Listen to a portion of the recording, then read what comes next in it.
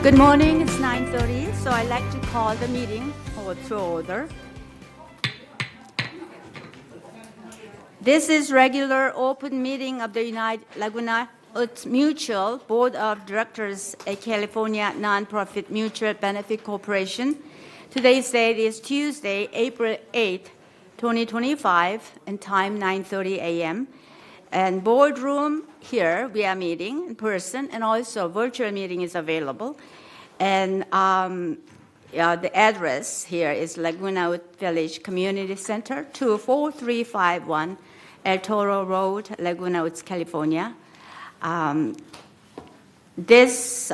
purpose of this meeting is to conduct the regular United Mutual Board meeting in accordance with Civil Code 4930 and was hereby noticed in accordance with Civil Code 4920.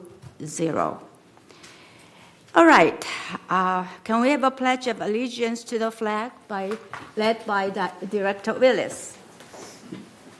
I pledge allegiance to the flag of the United States of America and to the republic for which it stands, one nation, under God, indivisible, with liberty and justice for all. Thank you. All right, I'd like to acknowledge the media. Is there any media present? No, but our TV6 camera is on, so you can watch us through TV6. And also, the whole meeting is being recorded by Granicus. So you could watch later on, right? And it will be on YouTube, usually, right? All right, let's approve our agenda. Is there any objection to approve the agenda as presented? No objection, so approved. Move on to item number 5, approval of the meeting minutes.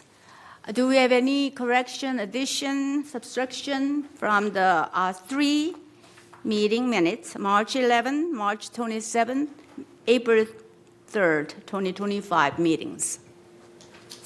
Anybody? No one. Okay. No correction, so approved. Okay, good morning again. Welcome. I welcome you all to the United Mutual April board meeting. This is spring and beautiful days, right? We have a lot of sunshine, beautiful flowers blooming all over, which means we need a lot of landscape work to be done properly. All right. I would like to officially welcome our brand new director, Murat Akaspi, who is sitting the last, who was newly elected last week to fill one vacant spot. His term will end 2027. And he has been already serving as advisor on our finance committee, and also he was representative on the audit committee, which audit process has been just finished, and we adopted last Friday, the board adopted.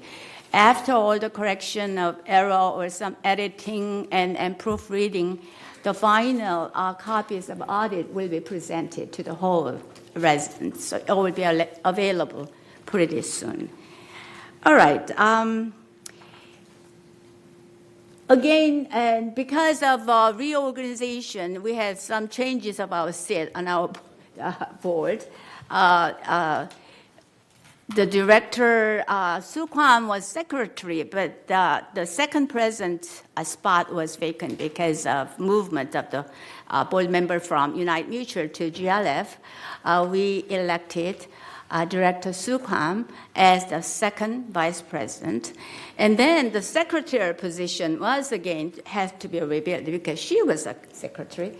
And our Miss Maggie Blackwell, old-time board member and experienced secretary, come back on the secretary seat. Thank you very much. Well, in terms of the calendar, we just adopted the audit, And now budgeting season is really in progress, right? So all the committees and board will work very hard to set up next year's budget, which is a big issue for all of us. And then today, the agenda item 12B is the election for next year board member, right? It will be the election calendar and the schedule is proposed and is reviewed and approved by our legal counsel. So board will approve today. Well, the election will be open, actual process will be opened officially May 28th. The nomination will open and we will receive application for almost 2 months. And then the election will be the ballot will be collected at the end of September. And September 26th is the election and our result will be decided that time. So I like to ask all the residents, please consider and take some opportunity to help on the board and help for the whole community. We need a real dedicated and committed board members on our board. I believe 3 members will finish this year term, right? So 2028 will be at the term finishing for the newly elected board members. Okay, that will complete my report or comment. Item number 7 on the agenda, this is open forum time, 3 minutes per speaker. At this time, members only may address the board of directors regarding items not on the agenda and within the jurisdiction of the board of directors. The board reserves the right to limit the total amount of time allotted for the open forum to 30 minutes as a whole. A member may speak only once during the forum, and speakers may not give their time to other people, no audio or video recording by attendees, and no rude or threatening comments. And members can attend the meeting by joining the Zoom link, which is written on our agenda, or by telephone, calling 669-900-6833, or email meeting@vmsinc.org to have your message read during the open forum. Do we have any speakers? Yes, the first speaker is Mirnaz Hojadi. Hi, thank you. In respect of time, I'm going to read for this just quickly in regards to the concerns we have for my dad's apartment, which is 3790 in Avenida Castilla. First, I want to just say I'm thankful for your time and giving me the chance to speak in front of the board, raising our concerns and our unfortunately dissatisfactory experience with the Laguna Woods Mutual in terms of the damage repair and related letters that my dad has been receiving over the last year and a half. There was a damage repair letter sent initially to my dad in 2023, which the date of the damage was done 2 years before that, and that was in 2021. So we were informed 2 years after this damage repair that apparently my dad, due to humidity, related to my dad's apartment, causing some damage to the neighboring apartments at the time. The first notice we received was two years later after the initial damage was done. So our concerns here has been mainly is that I haven't been able to talk to anybody. All our requests or inquiries, including letters and emails, have been ignored. And the only thing that we have received is letters, and mostly threatening letters with penalties added to the cost that my dad is responsible to pay for a damage repair that was done 4 years ago. My dad is in a critical situation at present time. He has severe Alzheimer's and severe low back pain, and that's why I'm presenting him today in front of the board. So our concerns, we were informed 2 years later after the humidity damage happened, only after the completion of the repairs and the initial damage, as I noted initially, was in 2021. And that all the charges that my dad is responsible for. We did not receive any notices in during this 2 years when the repair was done 2 years back then. And I understand that was at the time, I think, at COVID time, but there was no communication done. We were not given a chance for second opinion from alternative contractors. The costs on labor and materials were excessively inflated. Overpriced and itemized examples was included in the letters that was submitted through email or as well as mailing to the board.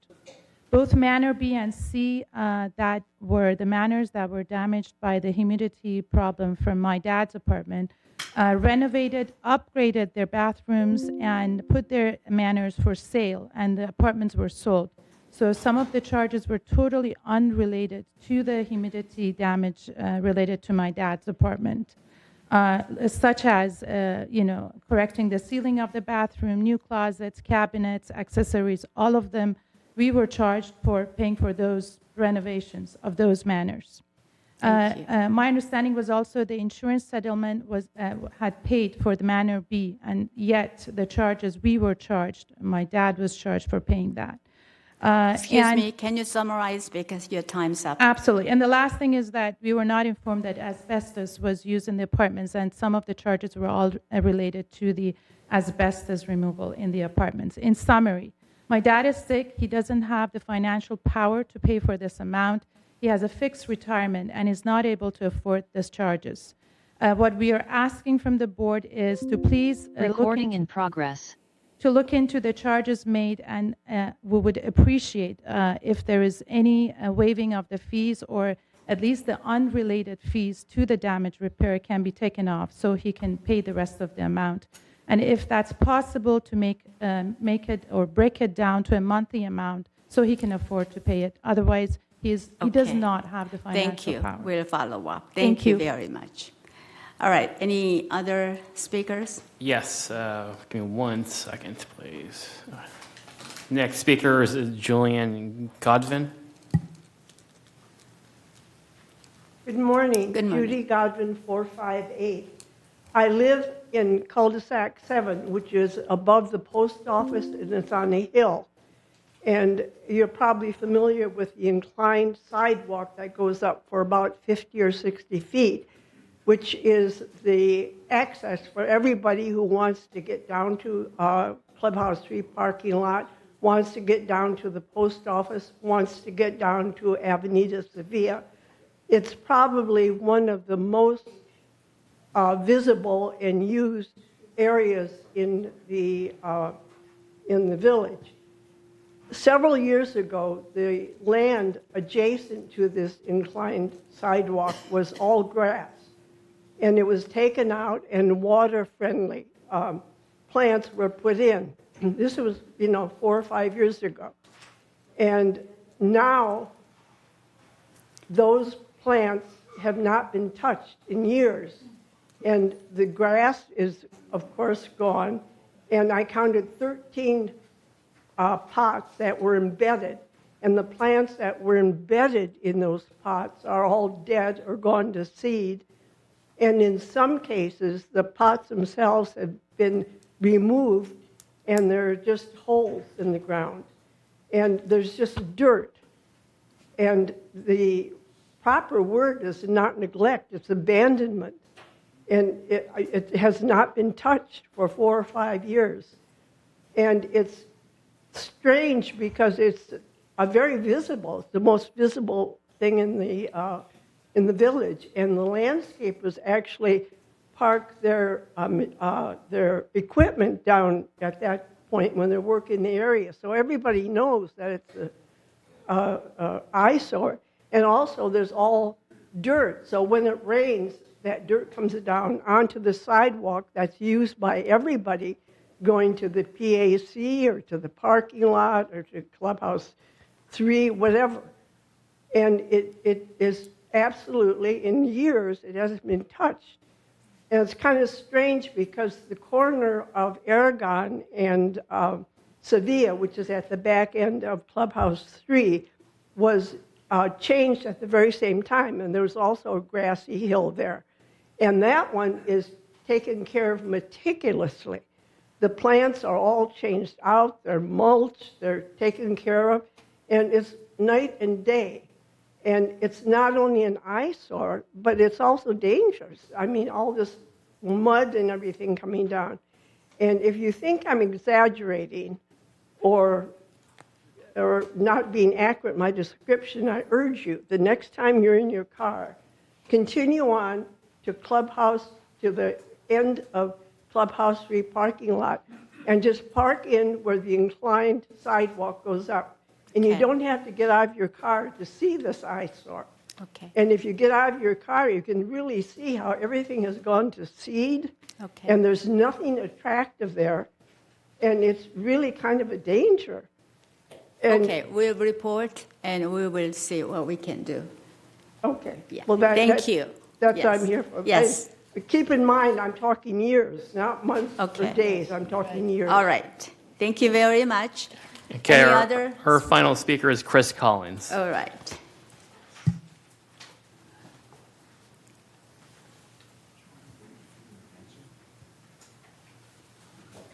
Good morning, Chris Collins, 3306Q, and I'm here with an update on the work of the Laguna Woods Village, the foundation of Laguna Woods Village that we do on Excuse behalf me. of residents. Hold it a second. Yeah. Okay. While we are in session, can you please keep your noise down? Or- What- No, not you, but I talk to the audience. Thank you. Go on. Okay, thank you. All right. So I'm here with this update from the foundation. So help when life throws you a curveball. Sometimes life can throw unexpected curveballs. For example, the recent inflation has upset many budgets. Weather extremes can raise energy costs. Illness can take us off track, or the death of a spouse can change financial stability. Many residents have heard that the foundation can help when they encounter such hard times. For example, by paying an electric bill, getting a new medication not covered by a copay, providing grocery cards, or securing help after hospital stay. While temporary help from the foundation is temporary, Laguna Woods Village can make a difference to deflect that curveball. There are some examples here of temporary help that recently provided, as well as guidance on how to request assistance.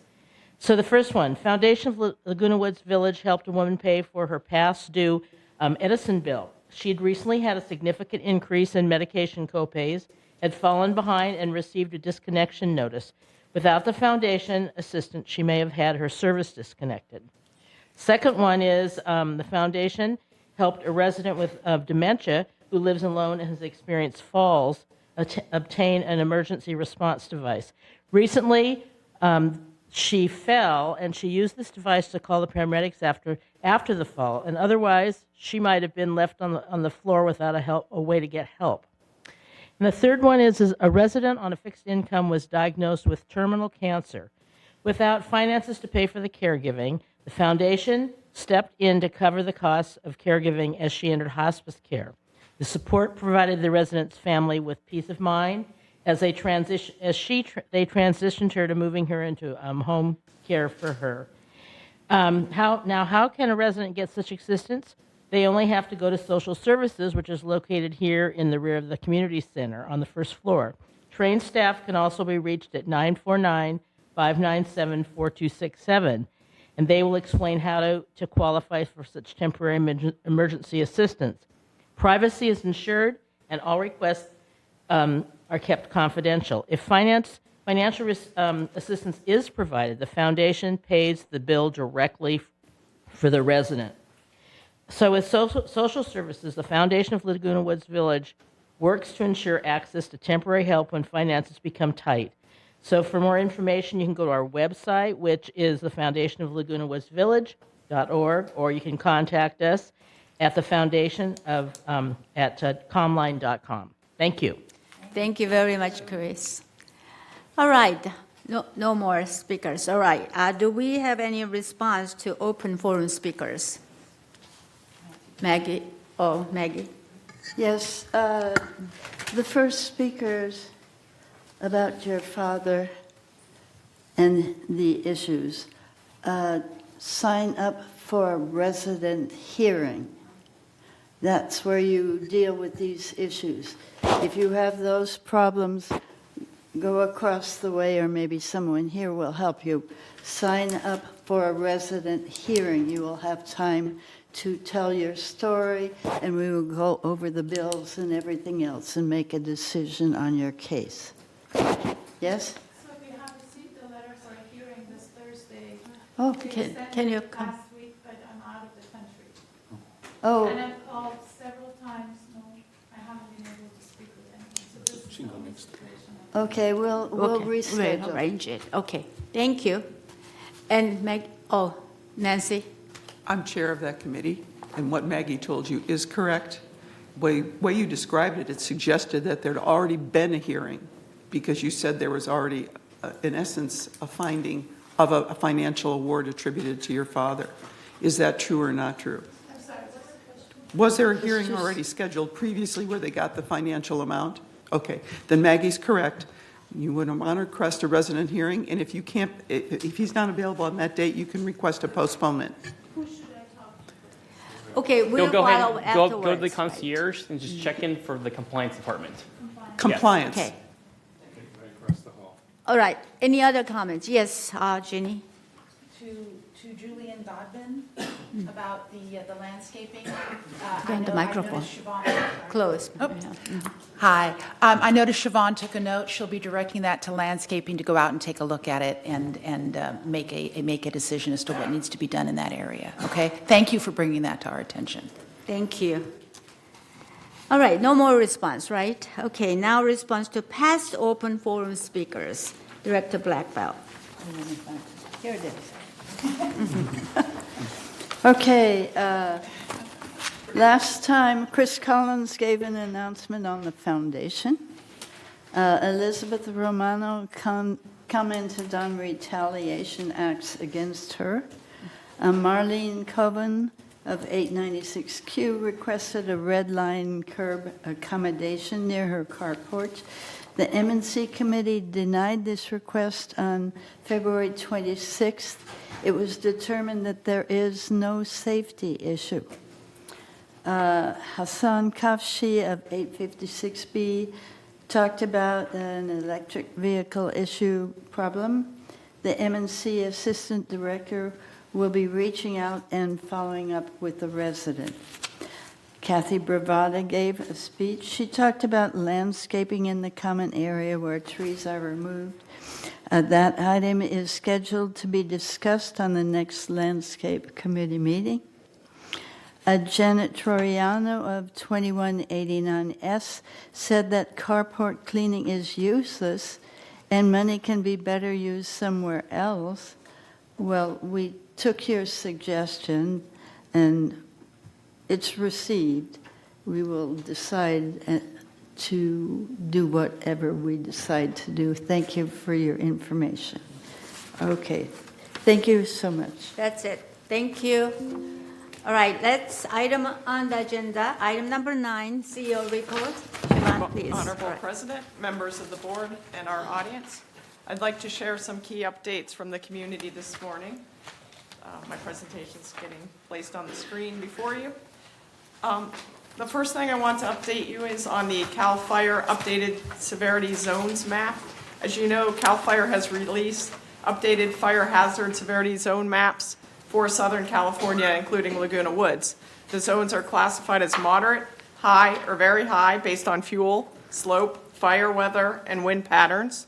The maps inform defensible space regulations, zone 0 regulations, and wildland urban interface building codes, which VMS is working closely with the city to thoroughly understand. State law requires cities to adopt the maps within 120 days. Cities cannot reduce the designated zones. Residents may view the updated maps for Laguna Woods on the city's website. The address is cityoflagunawoods.org/projects. and they're also viewable at City Hall. The City Council will consider adoption on May 21st at 2 p.m. at Laguna Woods City Hall. Questions and comments should be directed to the city by contacting Planning and Environmental Services at planning@cityoflagunawoods.org or by calling the city at 949-639-0561. The recent LA wildfires have raised questions about the village roof fire safety, and we want to let everyone know that all residential and GRF facility roofs in United and Third meet building and fire codes. All roofs have a Class A fire rating. This is the highest rating for fire resistance. Vents are screened and chimneys have spark arresters to prevent ember entry. If you notice any damaged screens or spark arresters, please report these to resident services for inspection or repair. I would also like to share a few updates from landscaping services this morning. The department is implementing new rodent bait stations with sensor technology. They appear identical to the previous bait boxes, but are equipped with an IQ tray featuring built-in sensors that send real-time alerts via an app when rodent activity is detected. This technology will reduce the need for manual checks and improve response time. This also helps identify high activity for strategic bait placement and enhances the overall effectiveness of our rodent control program. Landscaping Services is also implementing new nursery software. This is in the early setup phase. This technology streamlines inventory, orders, and customer tracking. It tracks costs by mutual and GRF, supports data-driven growing and propagation decisions, and shows plant care and placement details, i.e. shade, sun, needs, and aesthetics. Landscaping Services is also ready to launch its spring and summer mowing schedule. The United Mowing schedule features bi-weekly mowing in April, and in May, we move to weekly mowing. The mowing is completed Monday through Wednesday in United, and we appreciate your patience as the team adjusts to the new schedule. The 2025 tree maintenance contract is underway. As a reminder, there are more than 37,000 trees in the village that are maintained through a 6-year species-based trim schedule. That means 7,600 trees are trimmed annually for health and aesthetics in the community.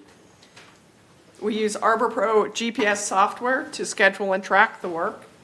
And this year, Bartlett Tree Experts is our contractor. And to date, through the first 3 months of the year, they've trimmed more than 1,100 trees. And they're going to trim 6,800 trees over the next 6 to 8 weeks. So they're front-loading the trimming schedule, which is different than our previous contractor. And this is a great thing for the community because it reduces the likelihood of storm damage and trimming requests later in the year, and also reduces liability for the mutuals. The Maintenance and Construction Department provides an update on the Clubhouse 2 pool deck renovation.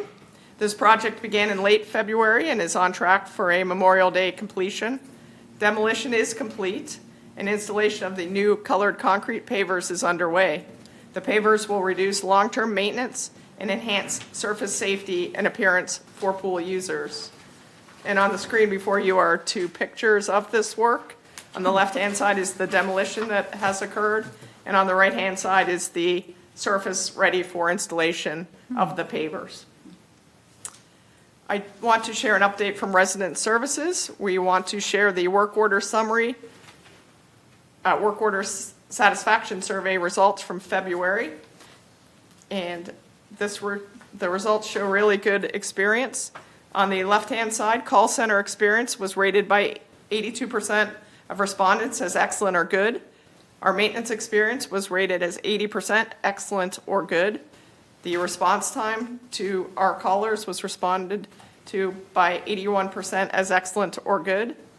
Residents rated our employees as courteous and professional. 88% said the service was excellent or good. And in terms of services meeting expectations, 80% of the respondents rated this as excellent or good. As a reminder, our Community Services Division hosts regular real estate forums, The spring forum is coming up on Wednesday, May 7th at 1 o'clock in Clubhouse 1, and this will feature a resales question and answer session. Seats are limited, so residents are encouraged to RSVP to Realtor Forums at vmsinc.org. And I would like to conclude this morning with a reminder about an upcoming Social Security benefits workshop. This is sponsored by our Social Services Division and features Jennifer Miranda, Public Affairs Specialist for the San Diego and Orange County Social Security Administration.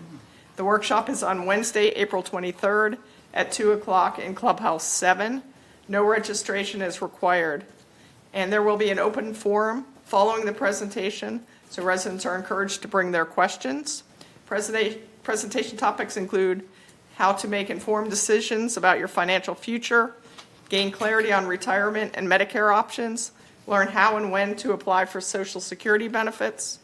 Plus, there will be an overview of Social Security benefits as a whole, retirement, Medicare, survivor benefits. It will feature the latest Social Security Administration office updates, application guidelines and timelines, and key changes to the windfall elimination provision, the government pension offset, and the Social Security Fairness Act. So if you're interested, please join us on that day. And that concludes my update this morning. Thank you so much. Thank you, Siobhan. Is there any question Recording stopped. for our CEO? All right, Murat. Yeah, thank you for the the update. I looked at the CAL FIRE map that you mentioned last week. Murat, can you put your microphone close to your I'll mouth get as a close little as bit? possible. So I looked at the CAL FIRE map last week, and I noted that they tagged almost a third of the Third Laguna area as severe risk, red. And I just wanted to find out if you shared that assessment. Well, whether we share it or not, it doesn't matter. The state is not going to change the maps. I mean, your opinion on the matter. What we're focusing our efforts on is what is called the Zone 0 regulations. So what is required in terms of maintenance for that area. And we are working closely with the city and the state on what will be required for that effort. And so that is our focus, making sure that the proposed regulations best meet our needs. Thank you. Thank you. Okay, Sue. Madam Chair, I spoke with the Orange County Fire Authority to make sure that I understood this correctly for United. And United is not in the high risk, the medium risk, the low risk. While there's always risk, if there's something like what happens in Hawaii or in Paradise or Malibu, that we're suburban, and it does not show anything that would be mandatory for us at this time. Third is the one that is going to have quite a concern. Right. So I was very happy about that, because that could cost a lot of money to remove trees. And of course, we have to do what is sensible. Trim the trees, keep the bushes low, those sorts of things. So I was very happy about that. Thank you. Thank you. Any other question? Madam Chair? Yes? Oh, Charlie. Thank All right. you, Madam Chair. Just one little question on slide 11. Under expectations, and everything is very positive here. This is a very good report. It does show in the gray area. Is there one procedure that people are not satisfied with to cause that? Generally, what we find is that people don't like being told no. If it's trimming's going to happen in a few months, we won't come out and trim in the next 30 days, for example. But we do follow up on the negative comments to see what we can learn. Okay, good. I thought that's what would be something like that. Thank you.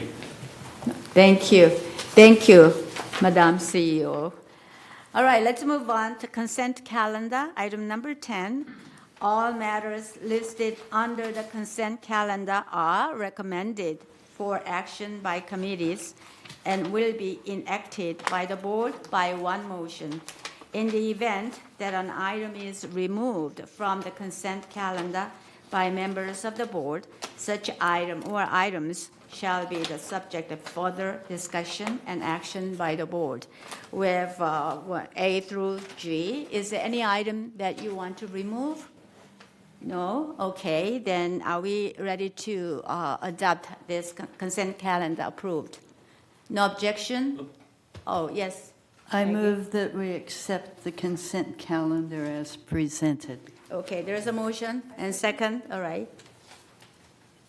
No objections, right? All approved. Thank you. Okay, unfinished business, item 11, disciplinary report. Do we have a staff person here? I believe staff is coming down right now. I think Blisilda is handling this today. Okay. Then should we go to B first, all right? Entertain a motion to approve the revision to Standard 6 air conditioning units, heat pumps, March initial notification and 28-day notification for member review and comment to comply with Civil Code 4360 has been satisfied. So can now, Madam Secretary, read our resolution, please? Thank you. Resolution 0125XX, revised standard 6, heating, ventilation, and air conditioning. Whereas the United Laguna Woods Mutual recognizes the need to amend standards and create new standards as necessary, and whereas the Mutual recognizes the need to revise Standard 6, air conditioning units, heat pumps, now therefore be it resolved, April 8th, 2025, the Board of Directors of this corporation hereby adopts revisions and amendments to Standard 6 heating, ventilation, and air conditioning as attached to the official meeting minutes, and resolve further that Resolution 012404, adopted January 9th, 2024, is hereby superseded and canceled. Resolved further that the officers and agents of the corporation are hereby authorized on behalf of the corporation to carry out this resolution. The March initial notification, 28-day notification for member review and comments to comply with Civil Code 4360 has been satisfied. I move this resolution. Any second? Okay, Jeannie has second. Any objection to approve? Do we have to vote, actually? No. Any objections or no? No, no objection. All right, so approved. All right. So Blisilda's here if you want to go back to. Okay, let's go back to 11A, disciplinary update report. Hello, welcome. Apologies, I got distracted by another report. So Okay. thank you, Madam President. Before you is the disciplinary report for this month. It captures the open cases from January to March of this year. The total number of cases have remained relatively consistent. We started the month with 317 cases and ended with 311. Delinquencies showed a notable increase for March. This is due to staff from both the compliance and financial services department focusing on these items this past month. We anticipate that this number will be reduced by May. That concludes my report. I am available for questions if the board has any. Thank you. Thank you. Any question? Yes, Ginny? What's an abandoned vehicle? It's defined per your vehicle rules and regulations. There is dust and debris, and the tires will be marked by security, and if it hasn't been moved within 7 days, that could be considered abandoned. And what happens to those vehicles? It depends. Or to the member? So let's say it's a tenant that was left the unit and left their vehicle, which does occur, then the owner has the authority to tow the vehicle out of the community. If the vehicle is in common area, then we would have to go through the disciplinary process, at which time we go to the board and ask for the authority to tow the vehicle, and then we'll put a 92-hour tow notice and then tow the vehicle out. Got it, thank you. Thank you. Nancy? Morning. Morning. So I see we doubled in delinquency since January. What's the scoop? We were just focusing on it. I came back from maternity leave. It was given to me as a nice project, and we just wanted to get it all done. Thank you. Well, Finance Committee has been watching the numbers because there is a tendency to go up, yeah. All right, we are concerned. All right, thank you. Thank Any you. other question? No question? Thank you. Thank you very much. All right, let's move on to 11C. Entertain a motion to approve consultant service for building elevation color rendering again. All right. Wait a minute, excuse me. Yes. I thought that the building elevation thing, or wasn't that, weren't we going to ask the camera club to do it? Well, actually, it was defeated. It was a tied, 5-5. Oh, okay. So we decide, Maggie suggests that we're going to re-discuss And what this will the meeting. cost be? Cost is on the staff report, 11C. So we have a staff person here, so can you come and refresh our mind, please? Thank you. Good morning, members of the board. Appreciate the opportunity to present this item to you. The item before you is to reconsider the proposal to hire a consultant to prepare color renderings for the proposed new color palette that is being considered by the board. At your last meeting, we presented a proposal to have 7 building models, renderings for 7 building models prepared at a cost of $7,780. United has 17 different building models. For your reconsideration of this item today, we are presenting a couple of other additional options. If the board does not want to do a full, the original 7 that was proposed, as stated in your staff report, you could potentially elect to only do 5 at a cost of $5,800, or you could just do 2 at a cost of $2,700. So just giving you some options in case you want to do something other than what was originally proposed, which was to do the full 7. Well, I guess I don't understand, since there's a broader number of colors being considered, why not get samples rather than maybe the renderings from the paint company? Yeah, we have samples. Those were originally presented to the M&C committee, the architectural committee, and then the board. And then the board asked that renderings be prepared. Yeah, both decide to do it. So is there any motions or, but we have options now, right? So your recommendation is? We would still recommend the 7. I think Right. that gives the community a better option to look at their particular type of building. But obviously, the board can elect to do something less than 7 or more than 7 if you want. All right, Nancy, do you have any motion or ideas? I just want to comment, and then I'll make a Right. motion. I do continue to urge that we do some sort of elevation color rendering, because people cannot telegraph from a paint chip what it's going to look like. So if we have some models that are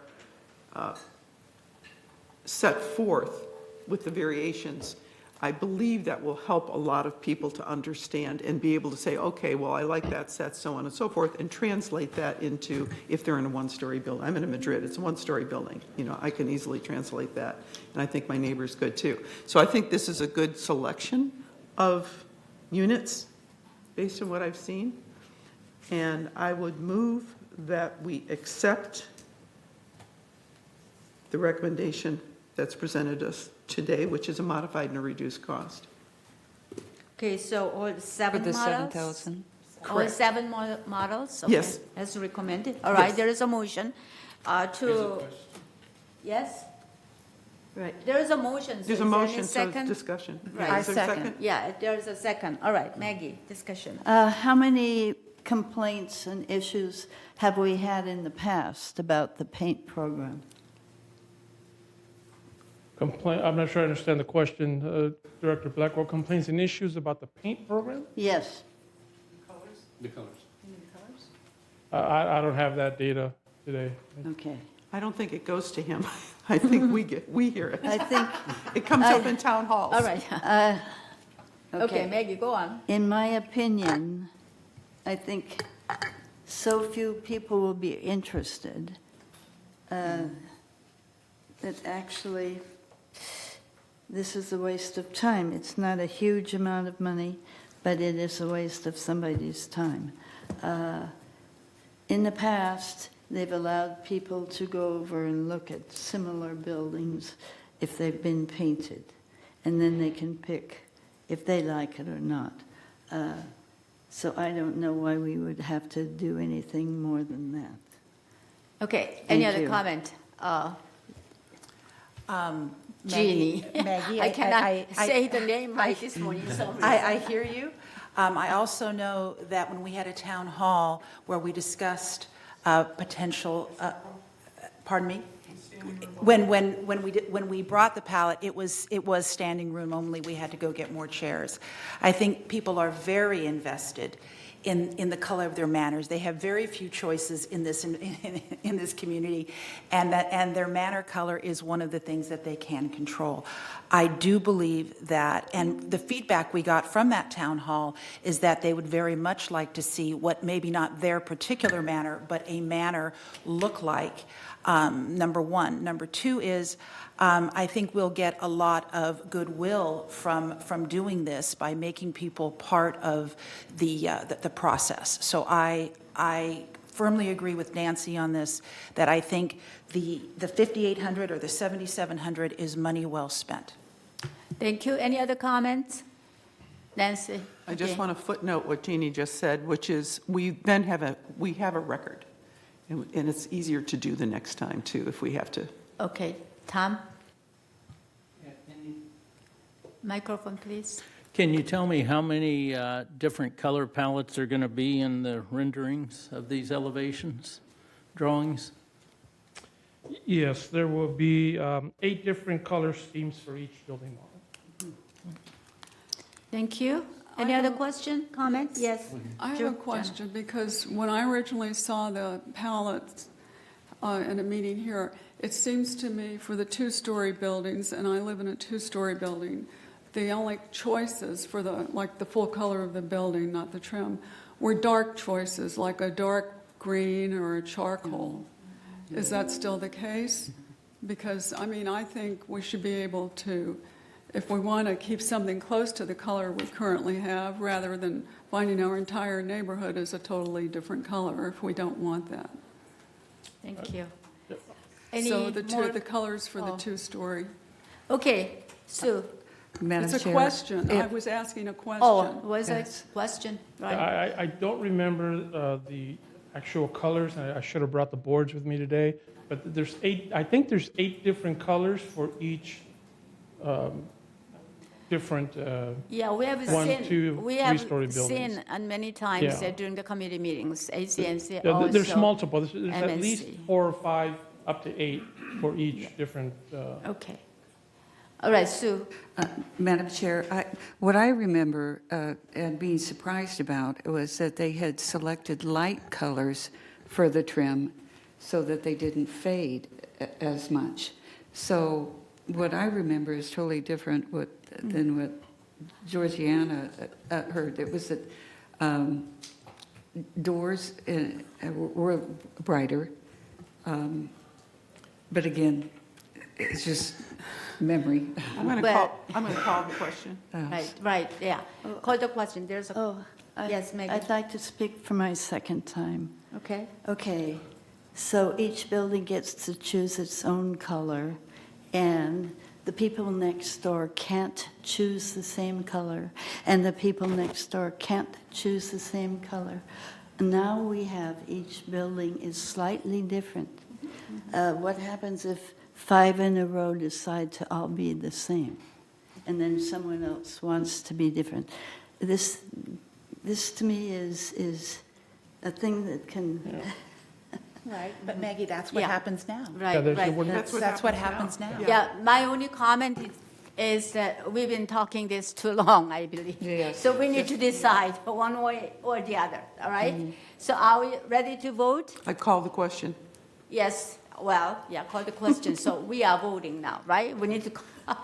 Okay, if you like to consent the motion, which is as recommended by the staff, all 7 buildings will be rendered, right? So we're spending $7,780. Okay, please vote yes.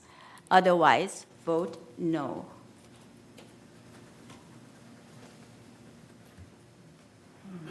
I voted, but, okay.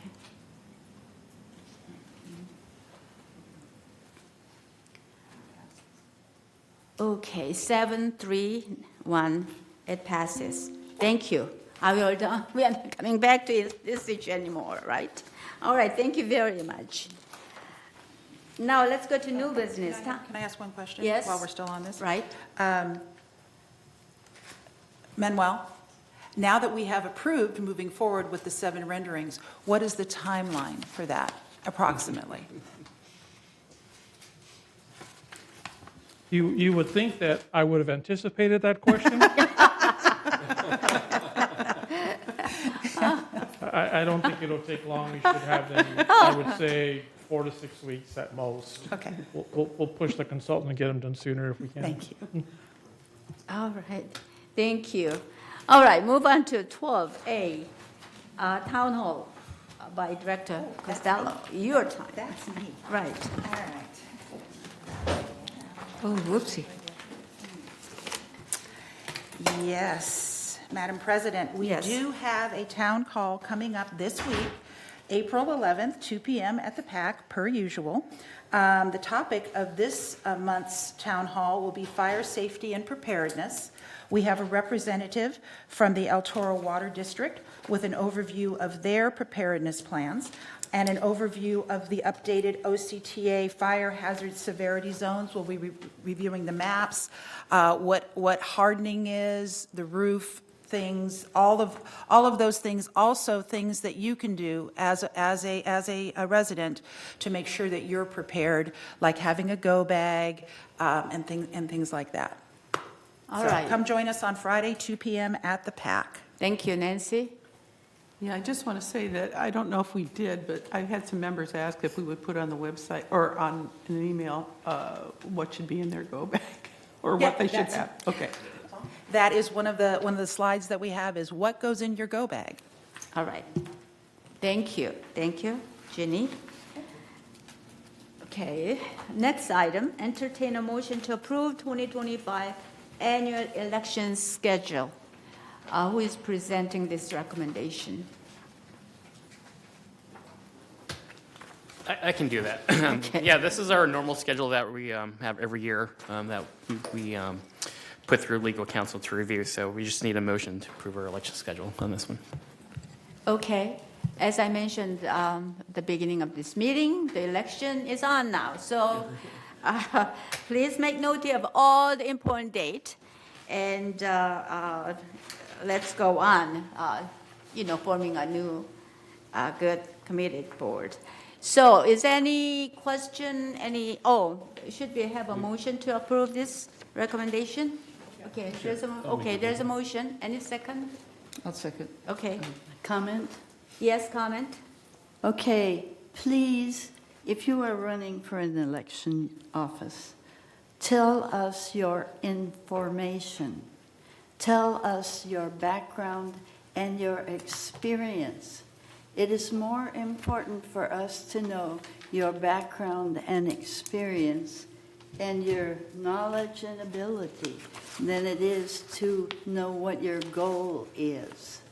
Some people only tell us their goals, and we need to know why they should be helpful on United and what committees they should be on and so on. So please, when your application and in your speeches, please tell us why we should pick you on what your abilities and talents are. Thank you. Thank you. Yes, there is an application form, and there are some, blanks to fill. And if you faithfully answer the question, I think that will satisfy. All right. Any other question? No, I move that we accept this schedule. Okay. All right. Second. Well, we've been already moved and seconded. So any objection? Oh. No objection. So approved. All right.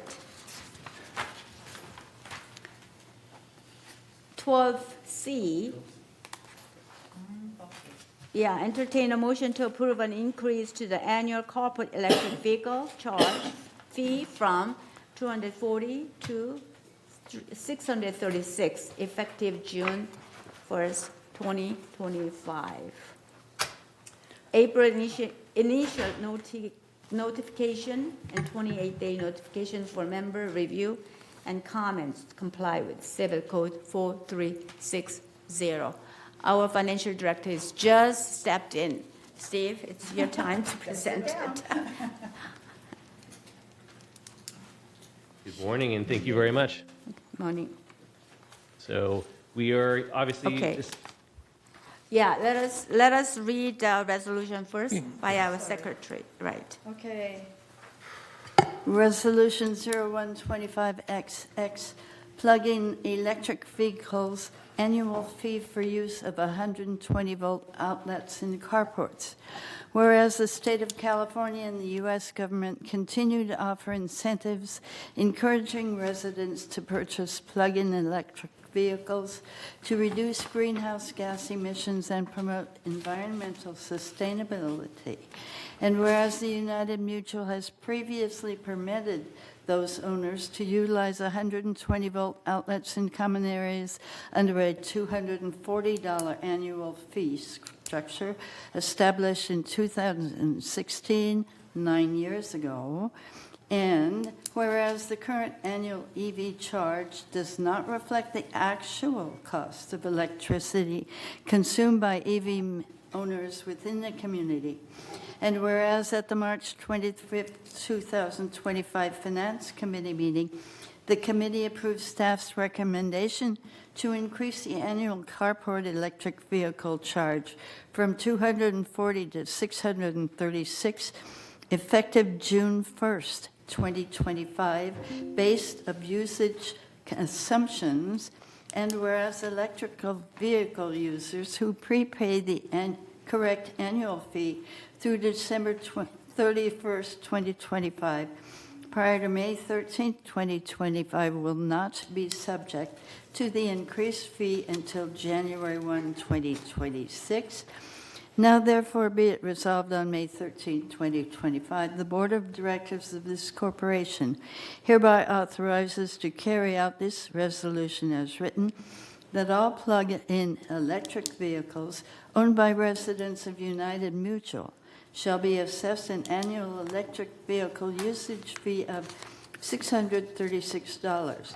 Number one, every vehicle must be registered through the automobile registration process and obtain a decal from Resident Services that must visibly be displayed on the inside corner of the driver's rear window at all times while charging from Mutual carport outlets. 2, an annual January to December electricity usage fee set by United Board will be required for every PEV registered. This fee may be prorated for PEVs registered during the year. This fee is set at $636 per year or $53 per month. Charging must occur in compliance with posted guidelines to avoid overloading circuits. Residents are encouraged to coordinate with neighbors and stagger charging times to prevent circuit breaker trips. Recommended amperage draw is no more than 8 amps. And if more than 2 vehicles are using a bank of circuits, each vehicle should be limited to 5 amps or less. Owners of vehicles are solely responsible for maintenance of the vehicles and any associated charging equipment. No modifications may be made to mutual outlets, circuit breakers, or wiring without proper authorization.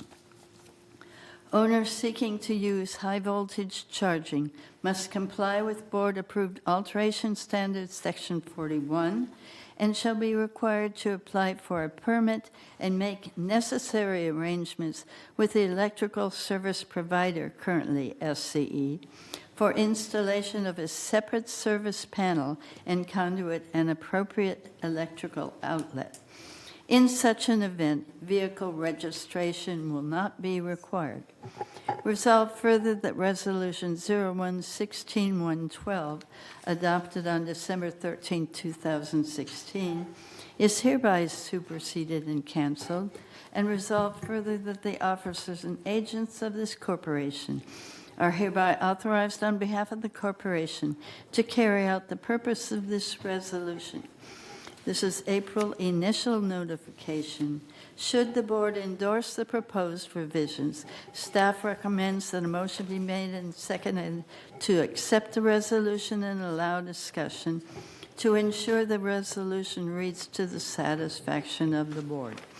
The staff then recommends that a board member postpones the resolution to the next available board meeting, no less than 28 days from the postponement, to comply with Civil Code 4360. I move this resolution. Any second? Okay, Charlie, seconded. All right, now, Steve, can you explain detailed? Thank you very much. I'll briefly say that back in 2016 is when this was last changed. From that point, so electricity back then was around $400,000. So there was an investment in solar panels, which ultimately decreased your electricity. So, and then shortly thereafter, we were affected by the pandemic. In short, your electricity had gone down from 2016. Now we're at a component where it's gone back up, and now is the time to effect a change. That way you can offset the increasing electricity charges. And also knowing that electricity is going to continue going up in the future years, hence our recommendation. As was stated in the resolution, if this was to be approved on a go-forward basis, the charge for an annual fee would be $636. Anybody coming in, say, June, July, August, would pay a prorated rate at $53 per month for the remainder of the year. And then beginning in January is when the first time when someone would pay the full cost of the $636. So, and again, our recommendation is goes into effect June 1st. Clearly, we made some assumptions when going through this analysis, so we brought it before the Finance Committee. There's no way for us to know how many individual miles each individual drives in their car, so we did some analysis. We went online and pulled some statistics and said that on average about 7,600 miles is driven by someone potentially in the age that would be living in this community. We also took the charge that was an average rate that is to be expended in terms of electricity costs, and that's ultimately how we came up with the 636 recommendation before you today. From a revenue perspective, again, this is intention is to offset cost, but if this were to be put in effect, you would anticipate bringing in additional revenue that would offset cost to the tune of about $97,000, I believe. And then the difference between the 2025 and the 2026 budget that we'll be recommending before you is about $115,000. And again, the intention is to offset the costs that are rising on an annual basis. Thank you. Any question? Okay, Sue? Madam President, I have a couple of questions. Yes. On the electric vehicle, it says just EV. Well, there are hybrids, so are they lumped into this, or will that be a separate policy that will be coming forward? Because there's a big difference in somebody getting 16 miles to EV versus somebody charging. Correct. So we were targeting plug-in hybrids. So for anybody who, our recommendation is going to be anybody who does not use their electric vehicle on a regular basis or has potentially a hybrid who rarely fills up, there are alternative places to plug in. So we have charging ports here outside the community building as opposed to paying the full $636 for an annual fee. But ultimately, it'll be at the discretion of the individuals.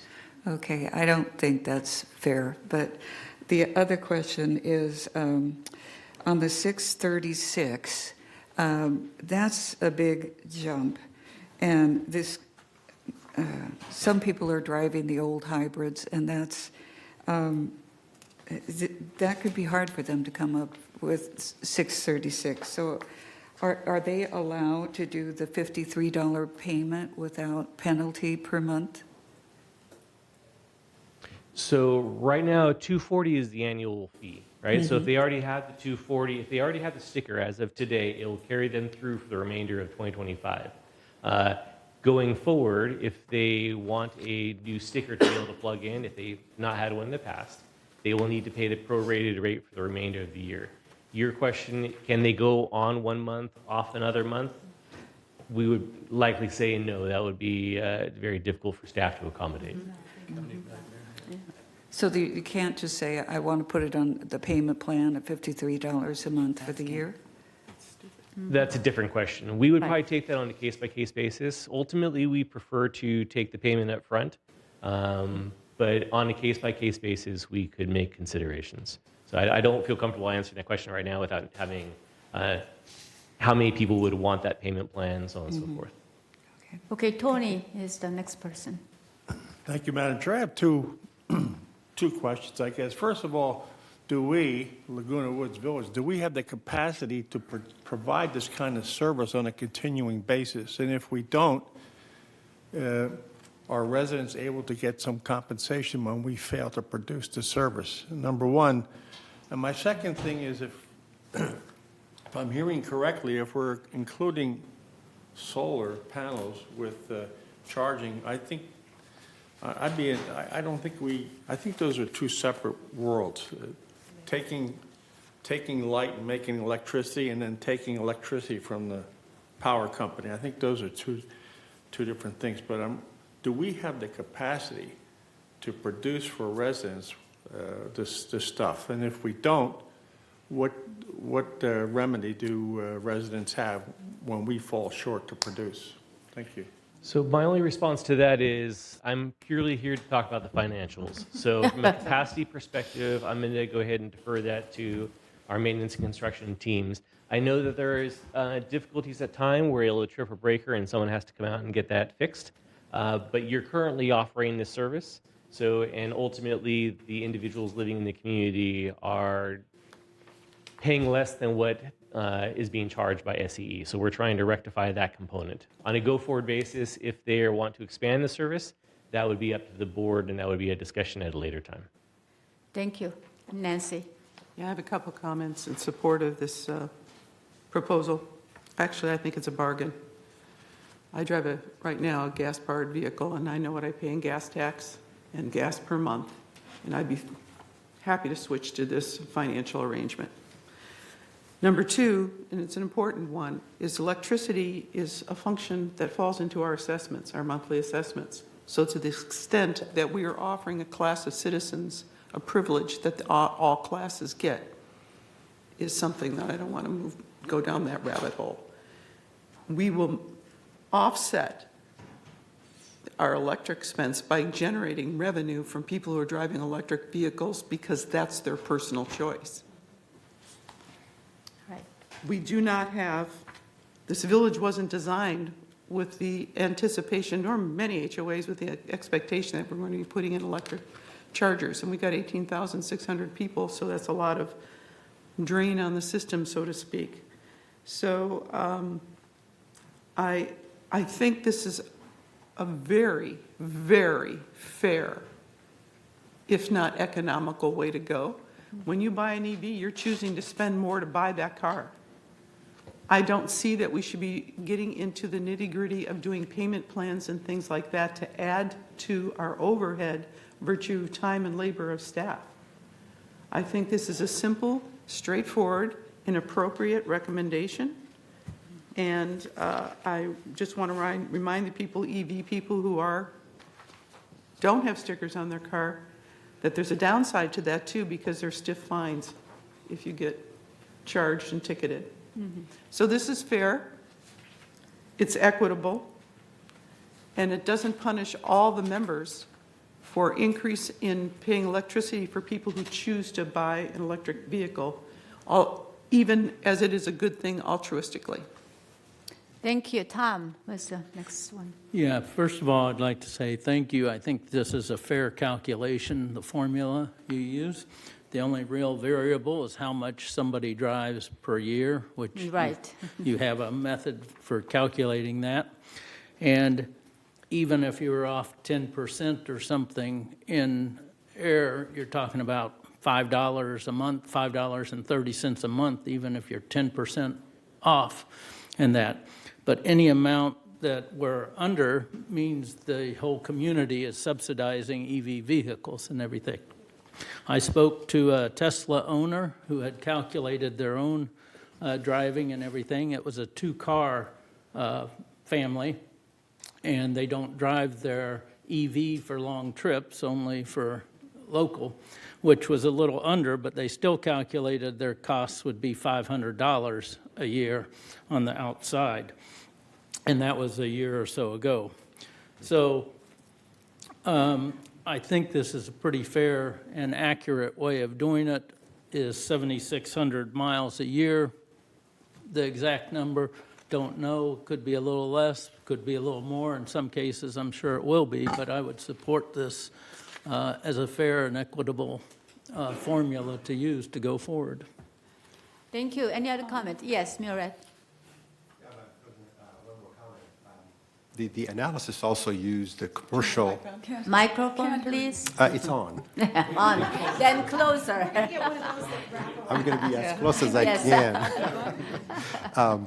I just note that the analysis used the commercial and industrial rate, which is lower than the residential rate, and therefore there is a built-in saving in that analysis, because if they were to use a level 3, not only they would use probably tier 2 residential rate at a level 3 rate, which is a lot higher. By going this way, they are actually using a lower rate, a CNI rate that the village is able to get. And therefore, I agree, it is a very good solution for everyone. Thank you. Thank Any you. more comment? Yes, Charlie. Yes, I'd like to thank the VMS staff. This report that they did is a very well-rounded report. I've done research on this. I think this will help us eliminate, even if it's a small hole in of our revenue, it will help. I plan on getting an EV this year, and I have no problem paying this because I know it is the right direction. So thank you again. Okay. Georgiana, just one. Yes, I just have a question. About a year ago, I had a conversation with someone who lives here who said he has 6 golf carts. So, would he have to? Okay. That's a compliance. Well, yeah. And plus, this is not a golf cart. A golf cart issue is coming up, right? Correct. So That'll be EV. taken care of, All right. addressed at a later time. Right. Thank It is you. on our consideration. Thank All you. right. Any more question? Now, yes. Sorry, we have 2 member comments, one in person, one on Zoom. Okay. So for in person, Catherine Bravata. All right.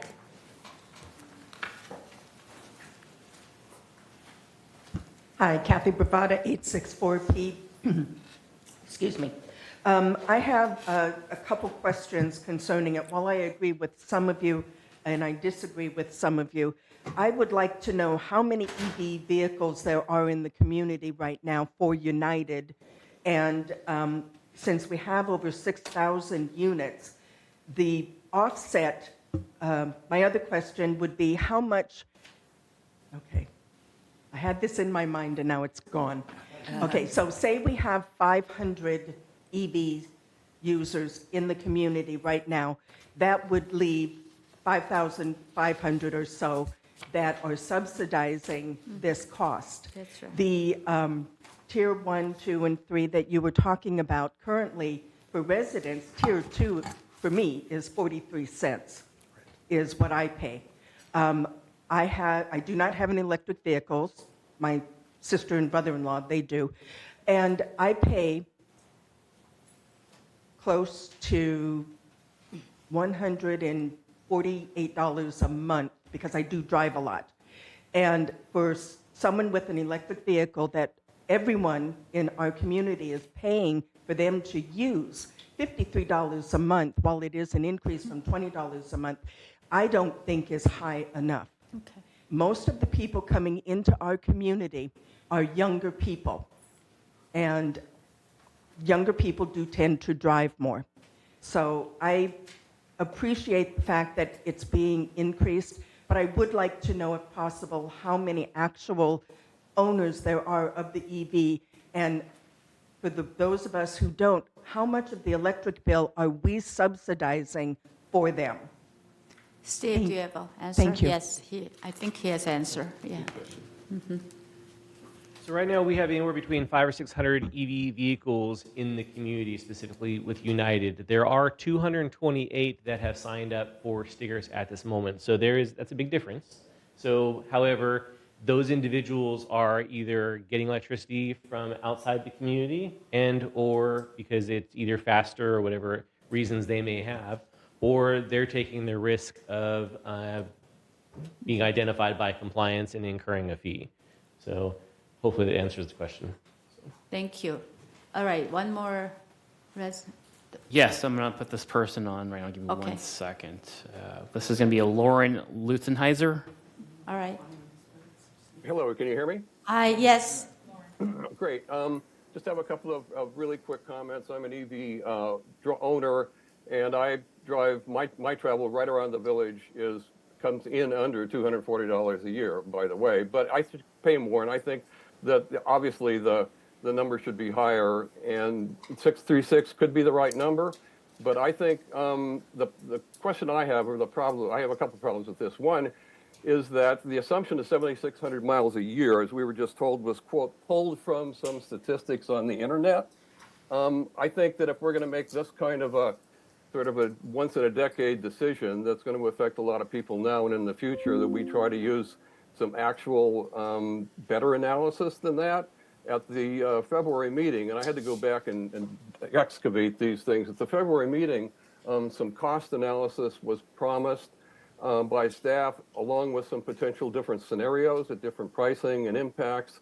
And what came back was this $7,600 a year estimate, which I think empirically is probably high. I'm reaching out to people I know in transportation research at UCI, UC Davis, and my university in Oregon to see how good these data are for people over 65. And I do know that as age increases, vehicle miles traveled decrease. I know it's less for women than for men. I know it's less for singles than it is for families. So I'm not sure how well one size fits all will work. I don't object to paying more, but the cost studies were promised and numberly performed, and I can think of at least 3 ways to do those using existing data that would allow us to really understand how much energy people are using and what the actual costs are. Because I think there's, on the other side, a danger of overcharging for this on the basis of not really good information. Several months ago, this board created a special energy subcommittee to look at EV charging and mutual owned solar. I was told that as an energy expert, EV owner, I'd be an advisory to that group. And staff was well aware that that committee exists, having drafted the board resolution. So I was surprised there was a parallel effort on EV charging fees in the finance committee, of which I'm sure no current EV payers were aware. And while, so I urge you to send this back to committee for more careful analysis and thorough vetting with actual resident input. At any rate, I mean, I think I see where you're coming from. I think it's a good idea. I think we've got to move on, but I think we should do it on the basis of decent information, best possible information, as opposed to guesses and things sort of pulled off the internet. Okay, thank you. Thank you. Yes. So one thing I would still encourage you to move forward with this, but I do hear what you're saying as a resident. My goal is, all of our goals are not to overcharge anybody. But one thing that I would like to work with maybe our IT team and our resident services is potentially as people come in and renew their vehicles, the registration, maybe what we can do is part of that opportunity will be to take down their mileage. And then on an annual basis per vehicle, we will maintain a list of how much mileage is actually being driven within the community and use that statistical average specific to this community as opposed to pulling a national average. But at this moment, so right now you're in a situation where you are subsidizing the community, and this is the best information we have at the time. And the longer we postpone, the more you'll incur as residents. Okay, we have a motion. And yes. No, I just want to respond to the remarks that he made, which I appreciate. And the notion that we would be looking at this every 10 years, this is a direct cost. We look at our direct costs annually. And this is something, as I said before, goes into an assessment, and it's being underwritten by the membership. So we will look at it as often as the Public Utilities Commission sets rates that require us to look at it, so that we try and maintain a fair and equitable balance. Okay. Again, this is an elective purchase, and the people who drive all the other vehicles do not get any subsidy. All right, we have thank you for the comment, but again, the parliamentary procedure-wise, we have a motion on the floor and seconded with a discussion. Any other discussion, further discussion? And we need to vote for the motion, right? So let us vote.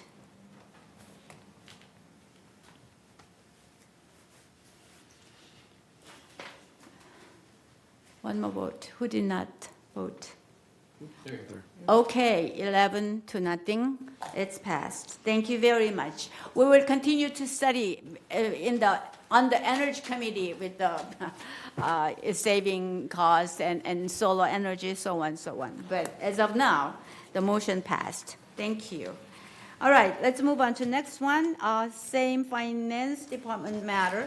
D, 12D, entertain a motion to approve a temporary borrowing of $6.5 million by the operating fund from the reserve fund, with $3.5 million moving from cash and $3 million moving from investment held by J.P. Morgan.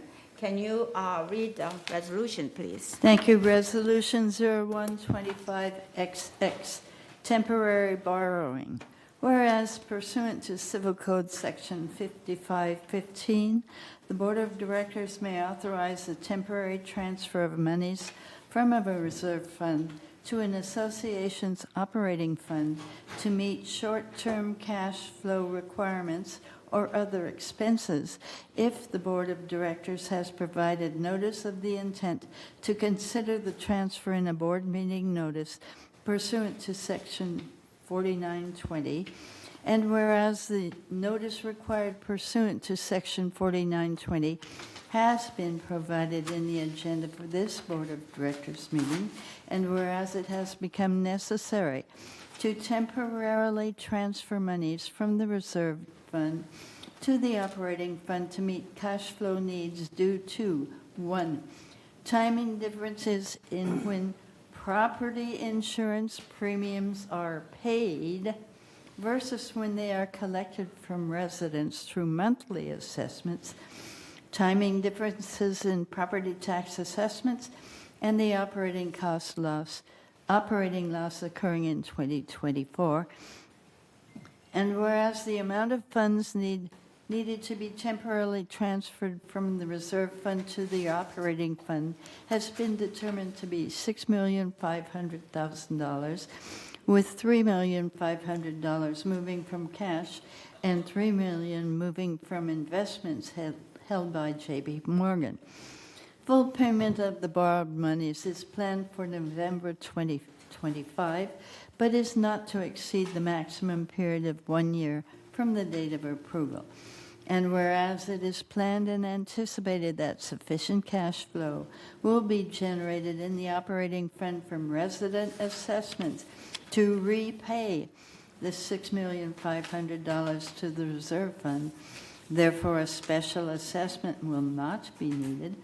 And now therefore be it resolved April 8, 2025, at the transfer of $6,500,000 as a temporary transfer from the reserve fund to the operating fund for the reasons stated herein, and with the plan to repay within 6 months but no later than 1 year from this date, is hereby authorized and resolved further that the officers and agents of this corporation are hereby authorized on behalf of the corporation to carry out the purpose of this resolution. I move this resolution. And second? Charlie, all right. There's a motion and second on the floor. Okay, Steve, can you again I think remind us? director question first. No, yeah, he's there and he will ask. All right, yeah. May I Yes. ask a question? And Steve, you can probably answer this in your presentation. We have to do this often, you know, to pay either the taxes, property taxes, insurance, that sort of thing. So how much is needed in our monthly increases to stop the need for this borrowing? Could we, if we increase this, and we couldn't last year because we increased our reserves as much as we could, but we need to be able to tell people how much this will cost us to correct this problem.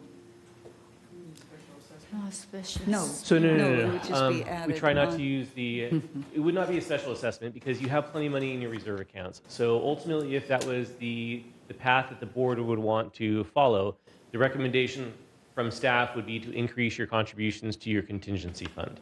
So for every, it's $150,000 about, so for every dollar that we add to your per month raises about $150,000.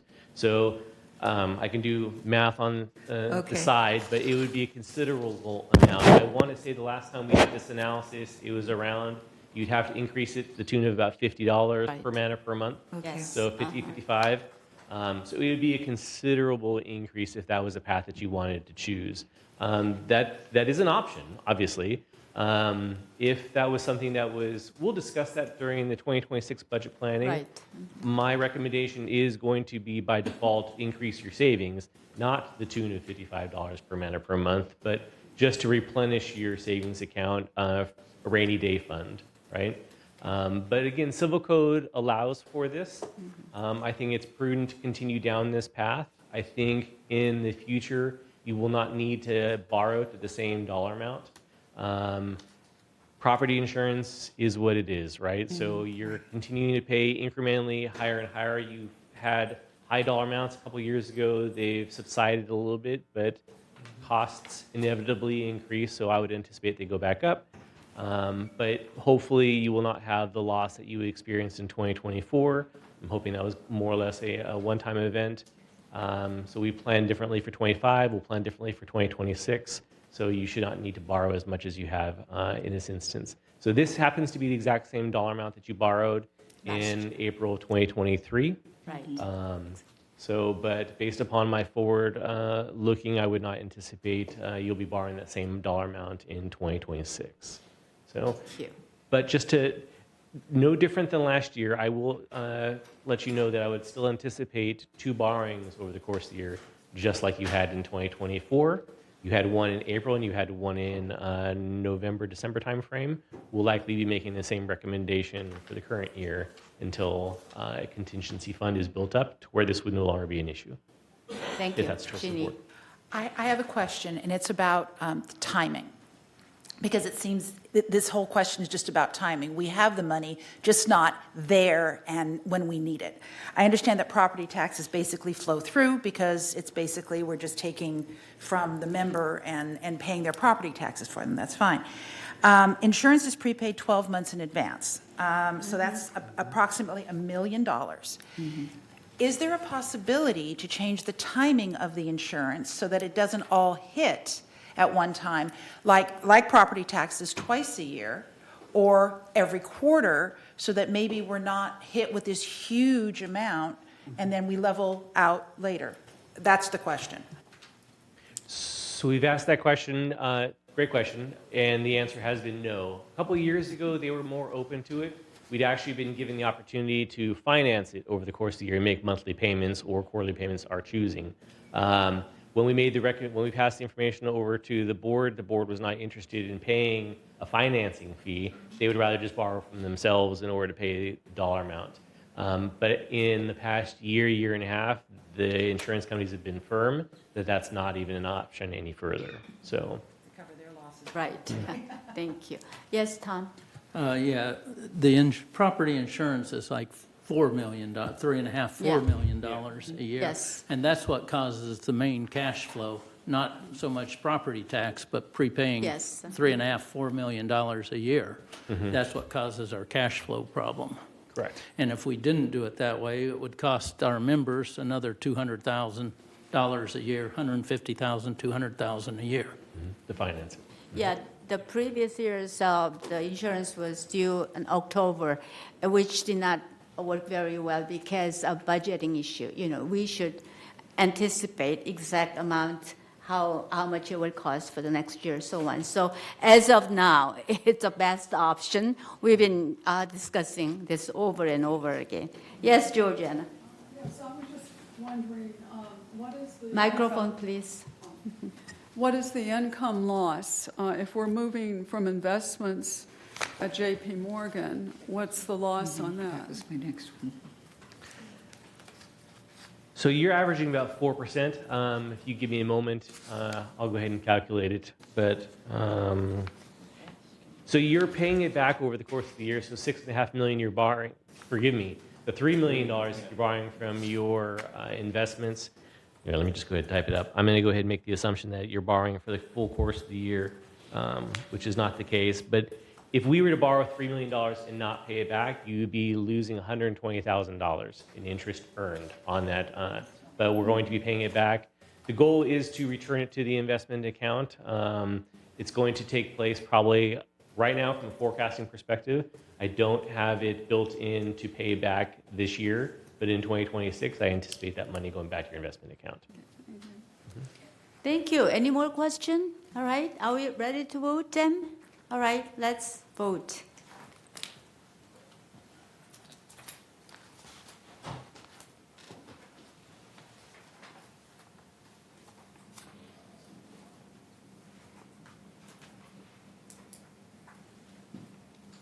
We're still waiting on Anthony. All right. Unanimously, it passed. Thank you. Thank you very much, Steve. All right, let's move on to the next item. 12E, entertain a motion to approve the enactment of Standard 9 interior flooring for second floor manners. April initial notification, 28-day notification for member review, and comment to comply with Civil Code You 4360. don't have to read it, I read it. Huh? That's the same as... Okay, all right, move on.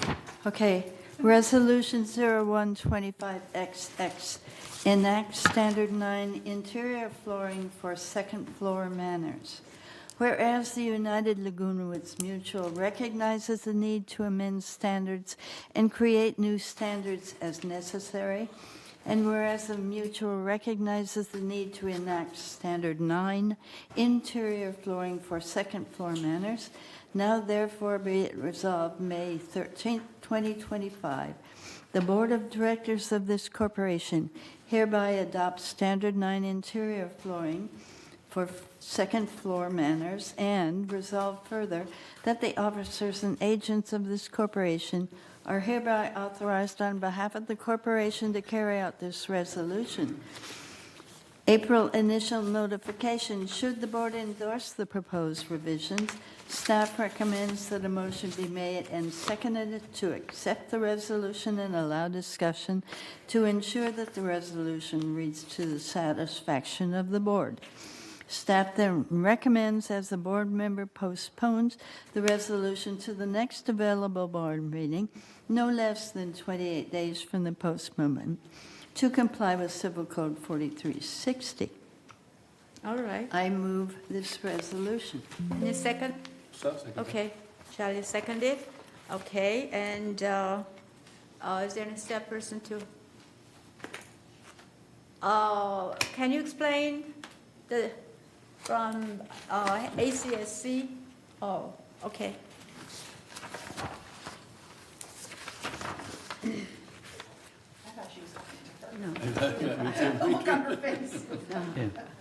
Good morning. Good morning. Yeah, brief overview. Currently, there, when it comes to standards for flooring requirements, the only requirement that we have right now is we don't. If there is a complaint, then that enacts the policy procedures for the complaint department, which they are spelled out in the current standard. If it is tested, then there are certain standards that that flooring needs to meet. There is no registration right now of what requirement it is. So the only thing in effect is testing if there is a complaint. Right. The new policy increases the standard for testing if there is a complaint. It also requires registration with the Manor Alterations Department of what they are putting in. And it simplifies a little bit the complaint procedure requirements. That is in a nutshell. I'd certainly entertain any clarifications or questions.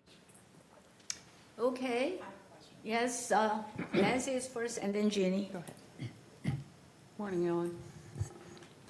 You know, we're seeing in member hearings a greater incidence of first floor people complaining about the second floor unit. And we've seen in the marketplace an expansion, a great expansion of LVP, luxury vinyl plank flooring, and other types of hard surface flooring that can go into structures. And they may look great, but nobody's thinking beyond that appearance. We do not have a lot of insulation between the first and second floor on buildings, and I think this is a real problem. I think this is actually something that we talked out in hearings that we felt should go to ACSC about this, and that there had to be almost a prohibition with certain products. But then again, are we in the business to be analyzing those products? But it is a genuine problem. So while we want to create a standard, are we creating a standard where we're increasing our work? Where we have to have staff go out and measure volume and do all of those things too. So I'm not looking for a double-edged sword here. Neither are we. So it would seem to me that our original program, which was you can have carpeting on the second floor and padding, I think that was the original standard for United on second floors and buildings, right? I mean, I wasn't here 60 years ago, so. I didn't either. Maggie was. I'm not looking. Sorry, Maggie. I wasn't looking at you as if you were. Though I have not been here since 1965. I'm so sorry. Tell you that vinyl flooring was in the kitchen areas and in the bathrooms, as is customary. Right. Okay. This policy, I think, is very good because some people are just newly lower floor people. They've never been underneath anybody before. And so they are upset by any noise up there, thinking it's wild critters or birds or whatever. And they need to consider that. The realtor should make them aware of that. And so sometimes we have people that complain and complain and complain, and we test it, and we test it, and we test it. This section 4.6 reimburses the cost. If it is over the measurement, the complainer does not pay. If it is in accordance with the measurement, in other words, the winner pays, the loser pays. So if the downstairs neighbor is too sensitive, and the flooring is really meeting all the requirements, then the downstairs resident pays the cost of the inspection. I think that's very reasonable, and I think it's better than us trying to pay it every time when it is the downstairs one. I like that part of this resolution. I know that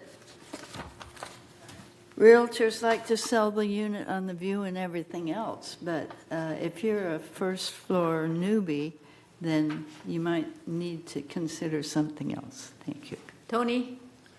Thank you, Madam Chair. I'm not a first floor newbie. I'm a 12-year first floor guy. And if the people upstairs sell their place and somebody moves in and puts hardwood floors up there and then they put a roller chair on there, and I have to sit down and listen to the roller chair or them or their grandkids running around the floor, my whole concern here is to protect the privacy and lifestyle of the people on the first floor. And if this is going to allow more noise, then I'm against it. Thank you. Okay. Yeah, Any more let me, if I Yeah. may, clarify that. Yes. Currently, the standard for meeting a requirement is 50 decibels. This new update will require meeting a standard of 57 decibels, so it's actually increasing your sound requirements. Right. It's also requiring a underlayment of a 20 decibel Right. rating in addition to that. Yeah. Okay, well, I'm not, that's good decibels, but what about sound pressure levels? There are no, excuse me, there are no guidelines. The only guidelines that we have now and what's being proposed is that it meets the, currently the state mandates Well, what requirement. about sound attenuation? Sound pressure level 1 is the sound pressure level 2 as the distance from sound pressure 1 goes to sound pressure 2. That's the formula for sound attenuation. I don't have an answer for that. Thank you. Okay. Nancy? What happens if the person fails the test upstairs and does it come to member hearings and we're supposed to fine them or require them to remove the flooring? Currently, the standard reads, if it is tested, and it's only going to be tested when somebody complains. Right. You may go for years and not have a complaint. If it is tested, however, the member that put in the new flooring is required to meet the new requirements. If they don't, then they put in flooring to meet those requirements, and they are responsible for the costs of putting those in and retesting. Yes, Ginny? I have a question. So when they, Oh, sorry, was it? Tom? No, go ahead. When they come and ask for an alteration, assuming that they do, I would hope that they would, are they presenting the flooring and the underlayment options for review and approval as part of their overall alteration approval process? It is not an approval per se. They are simply registering with Manor Alterations that this is the product that they are putting in to their manor. They will need to purchase and install the product per the new standards. And we won't do anything else unless it becomes an issue. If it becomes an issue, then we'll go back to their registration and say, this is what they put in. So it's up to them to know what the requirement is and to ensure that their flooring and underlayment comply with that. But we are not checking that before we are approving them to install it.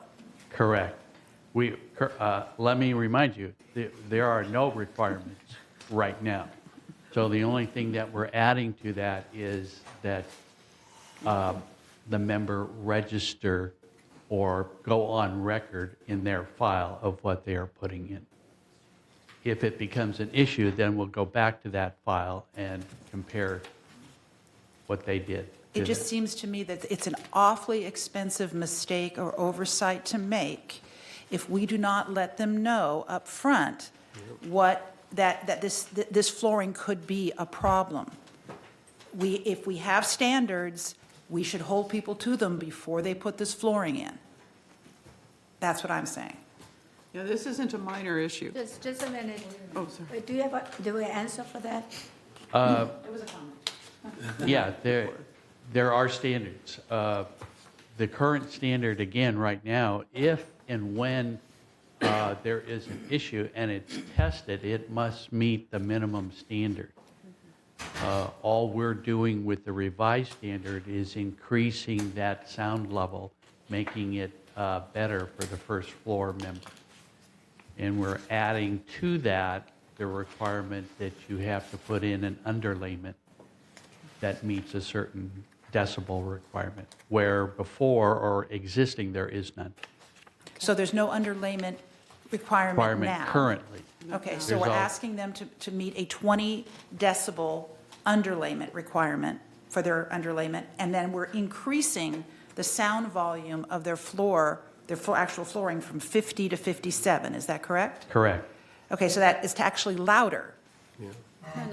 Absorbs Yeah, more. absorb more. Oh, okay, all right. Absorb That's what I more didn't loud. understand. All Thank right, you. Tom has been waiting. Yeah. No, I have 4 questions for you. Okay.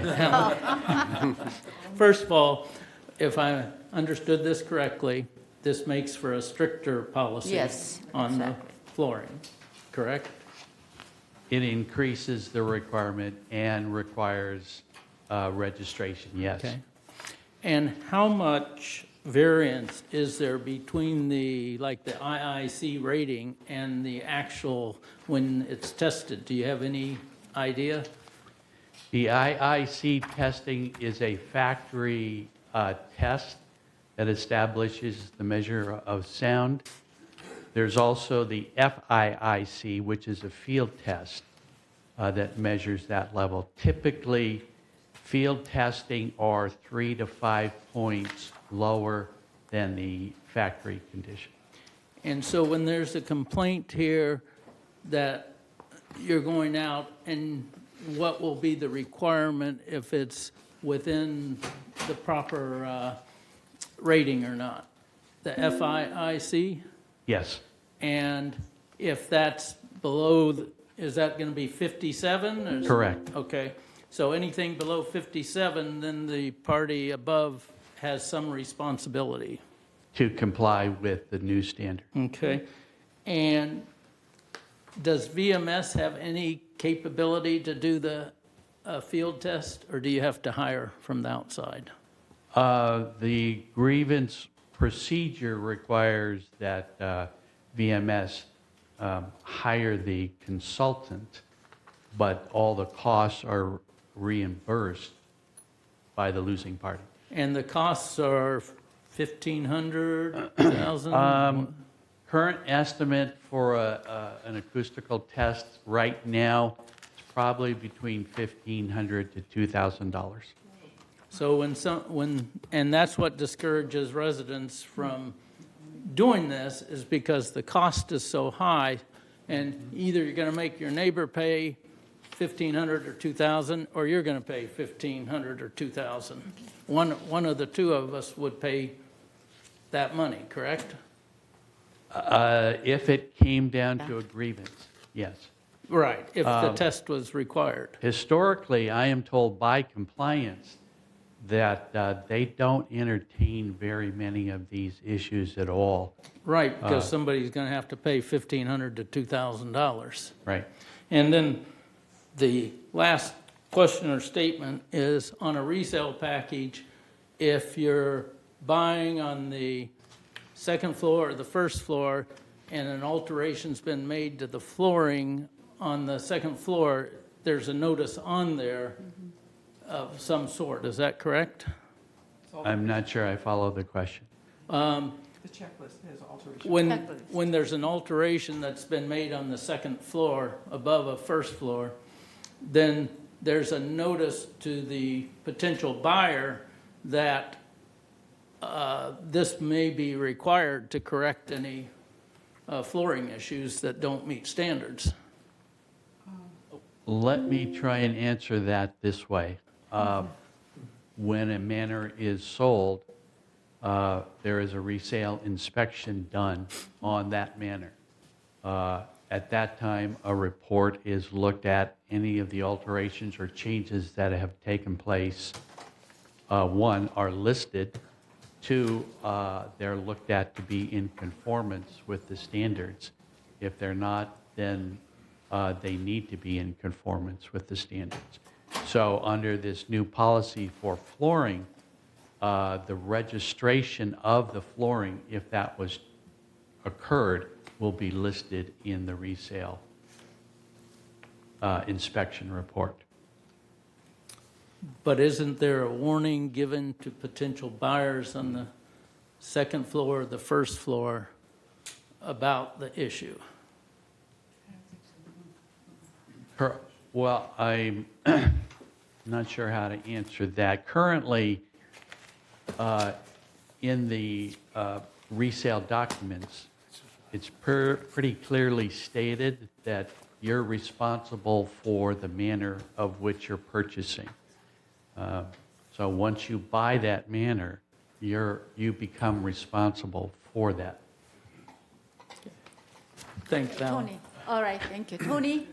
Thank you, Madam Chair. So let me get this straight. So what I'm worried about is that somebody on the second floor installs something, and then after the fact, it doesn't meet the criteria. So now that person on the second floor has got to replace it and all that. So because we say from the factory says it's going to be all right, but after the second floor installs, then there has to be a test. And if it doesn't pass the test, then that person upstairs has to replace that. So I'm not comfortable with that at all. Thank you. Thank you. Yes, Mirette. I do agree with Directors Costello, Tuning, and Liberatore. We have two opportunities to be proactive, one at registration and the other one at resale. And we're saying we're going to be reactive and wait for grievance, which, to your point, will just increase costs for everyone. I don't understand it either. I think I don't know. It seems like too reactive. I'll leave it at that. Okay, Nancy. I think this is begging for something that we modify in the resale package in the governing documents where we have a disclosure on that specifically. It is occurring more. We are seeing this arise more. So again, that was my point earlier, is that we're going to get all sorts of staff time consumed in this business, and even people complaining, well, I didn't know about this, back and forth, because we see how long that can take. So I think we might want to ameliorate this by having something go in the resale package where it's a disclosure. I think there is something in generic terms that every alteration you make must be compliant with code, but that's kind of pretty general. Right. And flooring is a fundamental thing. It's one of the first things they change when they go in. Okay, Maggie is going to be the last comment, I think. And then I would suggest that we pass this and put it over for the 30 days. We have two articles handed to us by Tony Mandel here, which are very informative. And with the package in our minutes here this morning, in our package here this morning, I think if we read this over this month, we will get a clearer idea of what this is. Tony Mandel's argument is persuasive, and she does have documentation here. So I would suggest that we not discuss it finally today because we don't know all of it yet. And that we put it over, we pass it and put it over for 30 days and make our final decision as is customary. Can I ask Paul? So we do have 2 member comments on this one. Okay. If you're Tony ready. is the one, right? Oh, well. Yes, okay. we have 2. So if Tony wants to come up first. All right. Tony, can you come and speak? Thank you for the documents. There's one more I'm going to give you after I speak. Okay, can you put your microphone down? Yeah. Okay, please. How's that? Yeah. Better. Before we start, I'd like to welcome our newest board member. I saw your conversation with the board, and I think we're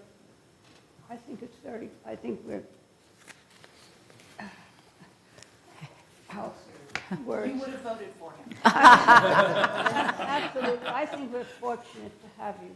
Thank you so much. Okay. Answer some of the questions. Before we start, can I answer some of the issues he brought up? There are no. Speak into the microphone. Yeah, you need to speak into the microphone. I have to remember language first. Thank you. There are no specifications right now because the hard flooring isn't allowed on the second floor of United buildings because, only on the kitchen and the bathroom. So that's why there are no specifications, because it's not allowed.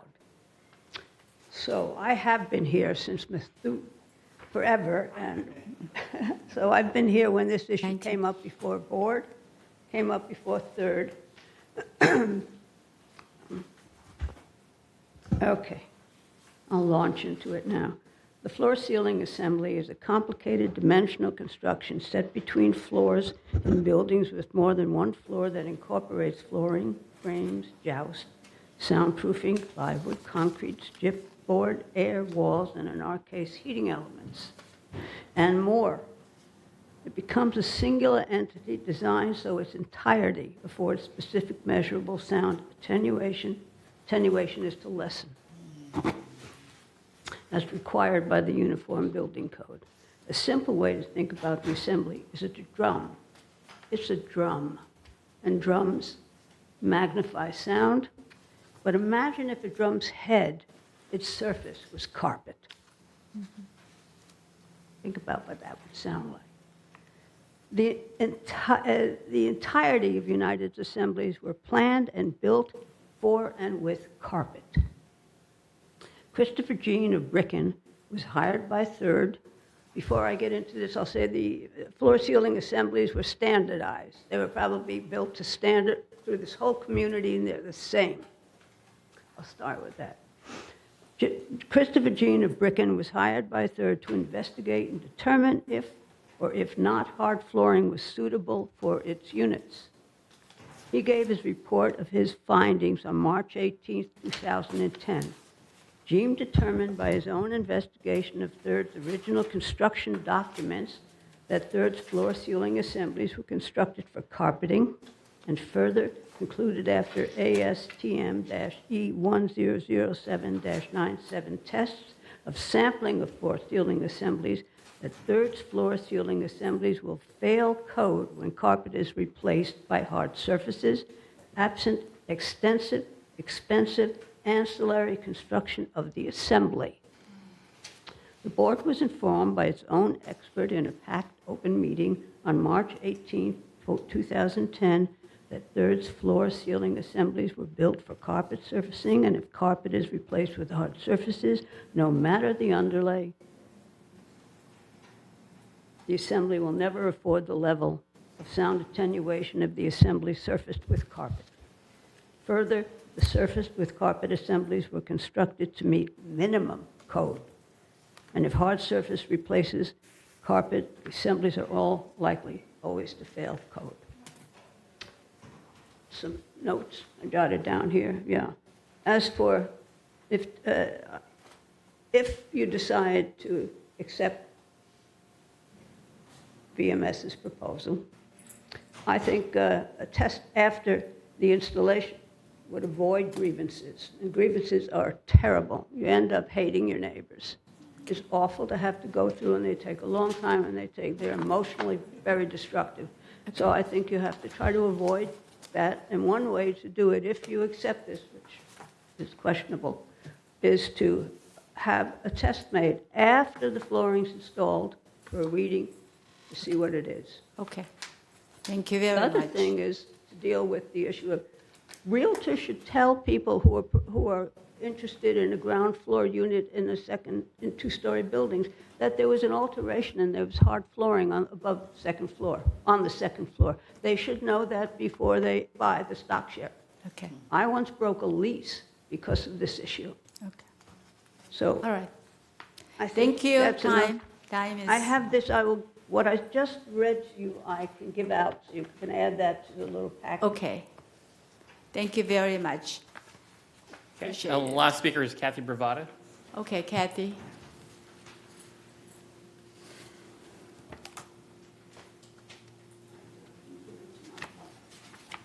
Hi, Kathy Bravata, 864.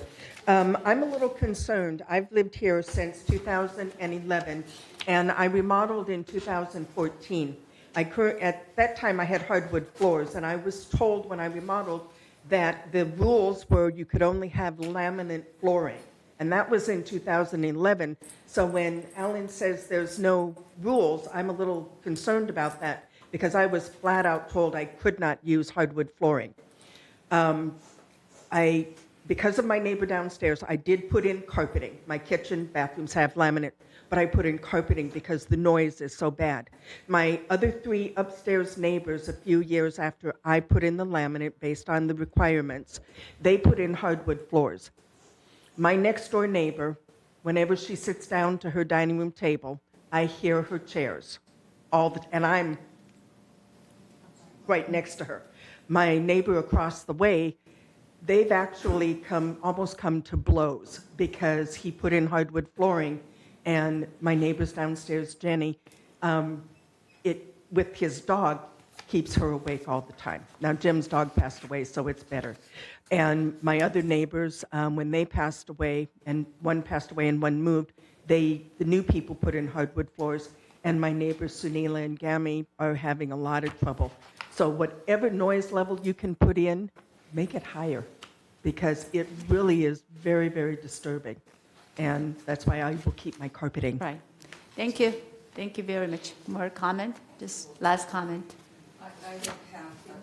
Madam President, I don't have a comment. I want to make a motion to refer this back to committee to address the concerns about notification and how we address these things. So I move that we refer this back to committee for further work. That's where it should be hashed out versus here at the board. Well, there was a motion on the floor. Yes, second? All right. Okay. So refer this one back to, yes? Maggie? We There have was a motion on the Right, floor. yes. Okay, then I Yeah, urge we a have to no vote vote on your motion. Okay, so there is a motion on the floor as recommended by the staff, so we have to vote for that first. All right? Can you restate the motion? Uh, Can you restate the motion on the floor? Just to accept the resolution? approval resolution. Thank you. Uh-huh. Thank you. So let us vote now. Well, excuse me, point of order. The director made a motion to refer this back to committee. Yeah, but there was an original motion already. So let us do it But and then refer she's back making to a it. motion to refer it back, not to vote on it. Okay, sure, you can do that. You can make an amendment, right.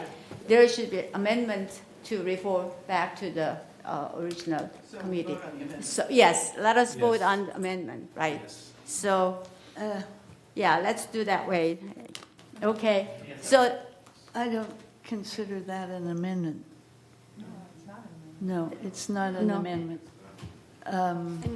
Maggie was the one who I think- originally made the motion, so she would need to. okay, so we have to follow the original motion maker. So let us vote first, and then if, defeated, then we can Right. back to the. If we vote no, Yeah. and then we can vote Right. for the other one. Yes, okay. All right, so let's vote first, original motion.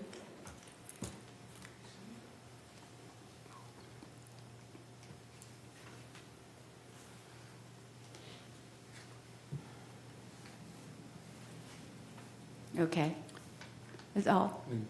Two more. You still need videos? Yeah, one sec. Okay. One more? And Sue. Oh, didn't it catch it? Okay. Okay, Okay. so, And now we have the I'm a other no motion. vote. yeah, so the motion, original motion is defeated. There is a other motion to refer back to the committee, Right. right? Okay, I think so that's correct. can we vote for the, there is a motion and second, right? Right. Okay, back to. Yeah, so all this right. motion is refer back to the committee. Yeah. Motion Yes. by Sue Kwam and seconded by Anthony. Okay, Right. so let us vote, refer back to the committee.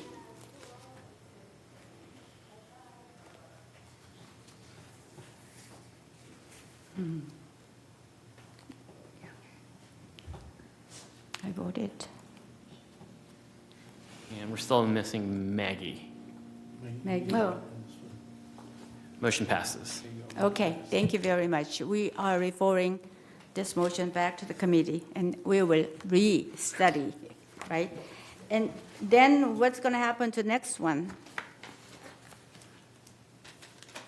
F, right?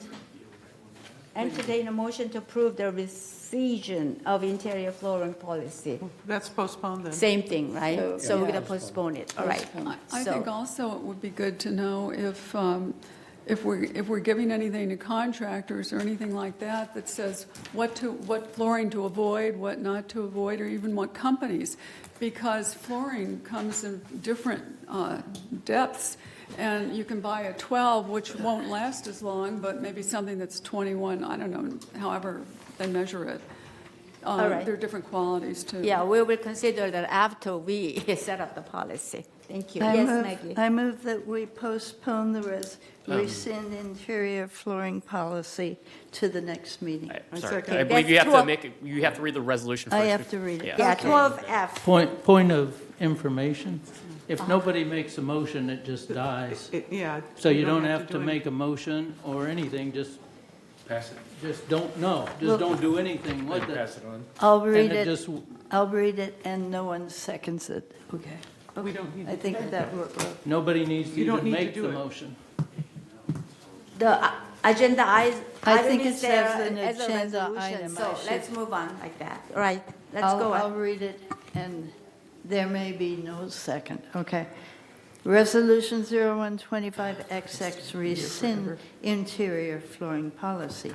Whereas the United Laguna Woods Mutual recognizes the need to review policies as necessary, and whereas the mutual enacted Standard 9 interior flooring for second floor manners to incorporate the processes currently contained in the interior flooring policy, and whereas the aforementioned integration of procedures would create a duplication of information, the mutual recognizes the need to rescind the interior flooring policy. Now therefore be it resolved, May 13, 2025, the Board of Directors of this corporation hereby rescinds the interior flooring policy as attached to the official meeting minutes, and resolve further that Resolution 018115, adopted November 13, 2018, is hereby canceled. And resolve further that the officers and agents of this corporation are hereby authorized on behalf of the corporation to carry out this resolution. April notification, should the board endorse the proposed revisions, staff recommends that a motion be made and seconded to accept the resolution and allow discussion to ensure the resolution reads to the satisfaction of the board.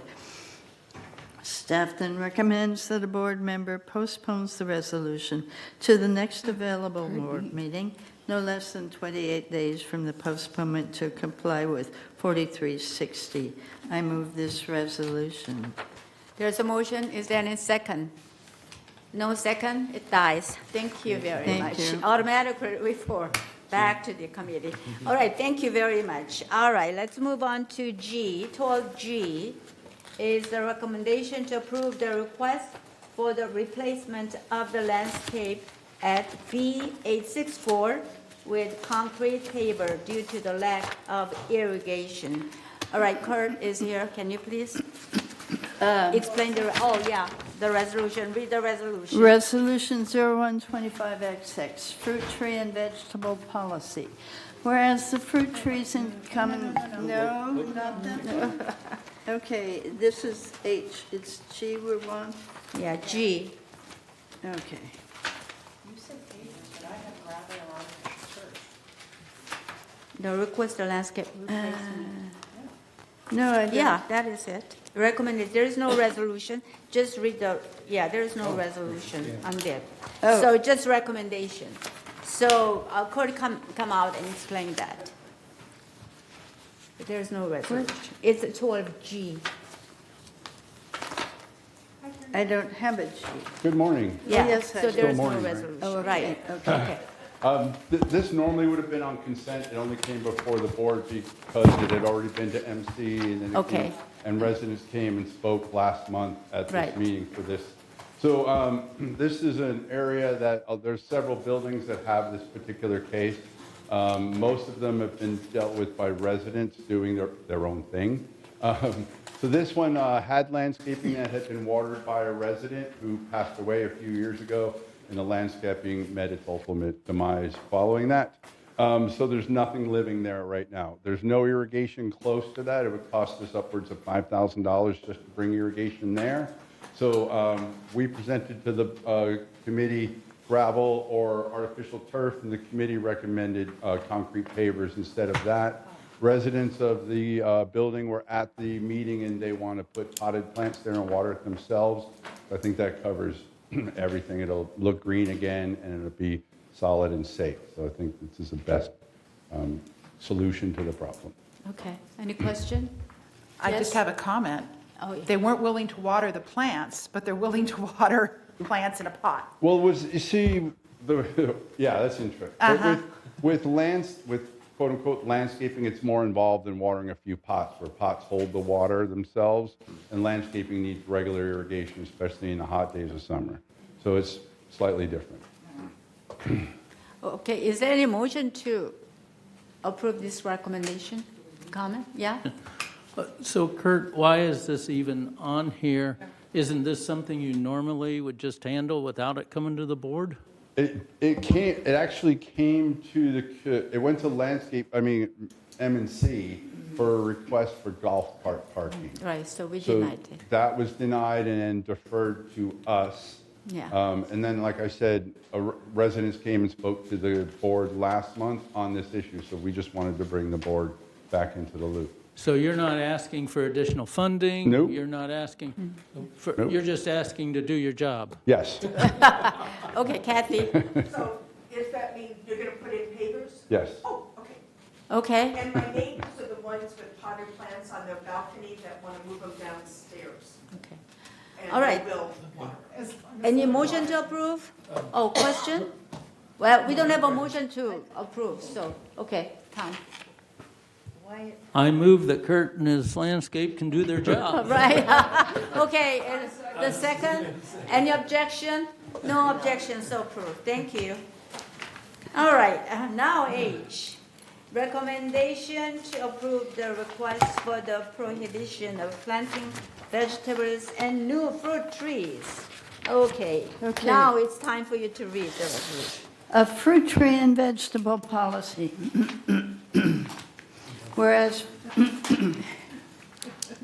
fruit trees in the common area were planted by or at the request of members as part of the discontinued Yellow Stake program, and whereas fruit trees are not maintained or trimmed by the mutual and are the sole responsibility of the member to maintain and must be tagged by the member or his or her successor, whereas the responsibility of maintenance of fruit trees can be passed on to new members with the purchase of the residence, and whereas fruit trees and vegetable gardens are a known affectant and food source for wildlife and rodents, and unmaintained fruit trees exacerbate the problem. And whereas the 2 garden centers have been provided by the Golden Rain Foundation for the purpose of providing a place for residents to grow vegetables and food crops, and whereas there had been a significant increase in rodent activity since state-mandated restrictions on rodenticides were put into effect.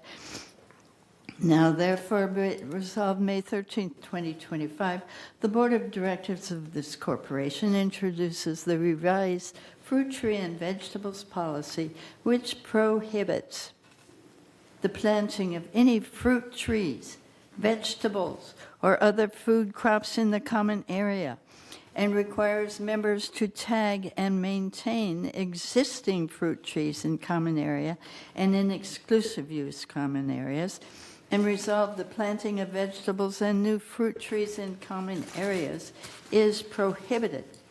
Resolve further, existing fruit trees in common area and exclusive use areas are to be tagged and maintained by the member, and reserve further during the resale process the responsibility to maintain existing fruit trees in common area may be accepted by the new member. If the new member declines to accept the responsibility and maintain the fruit trees will be removed at no cost to the members.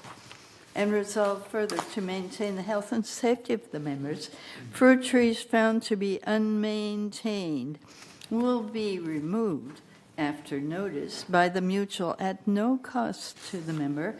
And resolve further, fruit tree maintenance shall be defined in the attached fruit tree maintenance policy. And resolve further, resolutions U-84-129 and resolution U-84-130, effective August 28, 1984, are hereby superseded in their entirety and no longer in effect. And resolve further that the officers and agents of this corporation are hereby authorized on behalf of the corporation to carry out this resolution. This is the April initial notification. Should the board endorse the proposed revisions, staff recommends a motion be made and seconded to accept the resolution and allow discussion to ensure the resolution reads to the satisfaction of the board. Staff then recommends that a board member postpones the resolution to the next available board meeting no less than 28 days from the postponement to comply with Civil Code 4360. I move this resolution. There's any second? I second. Okay. Do you like the secretary job? Okay. All right, there's motion and second on the floor.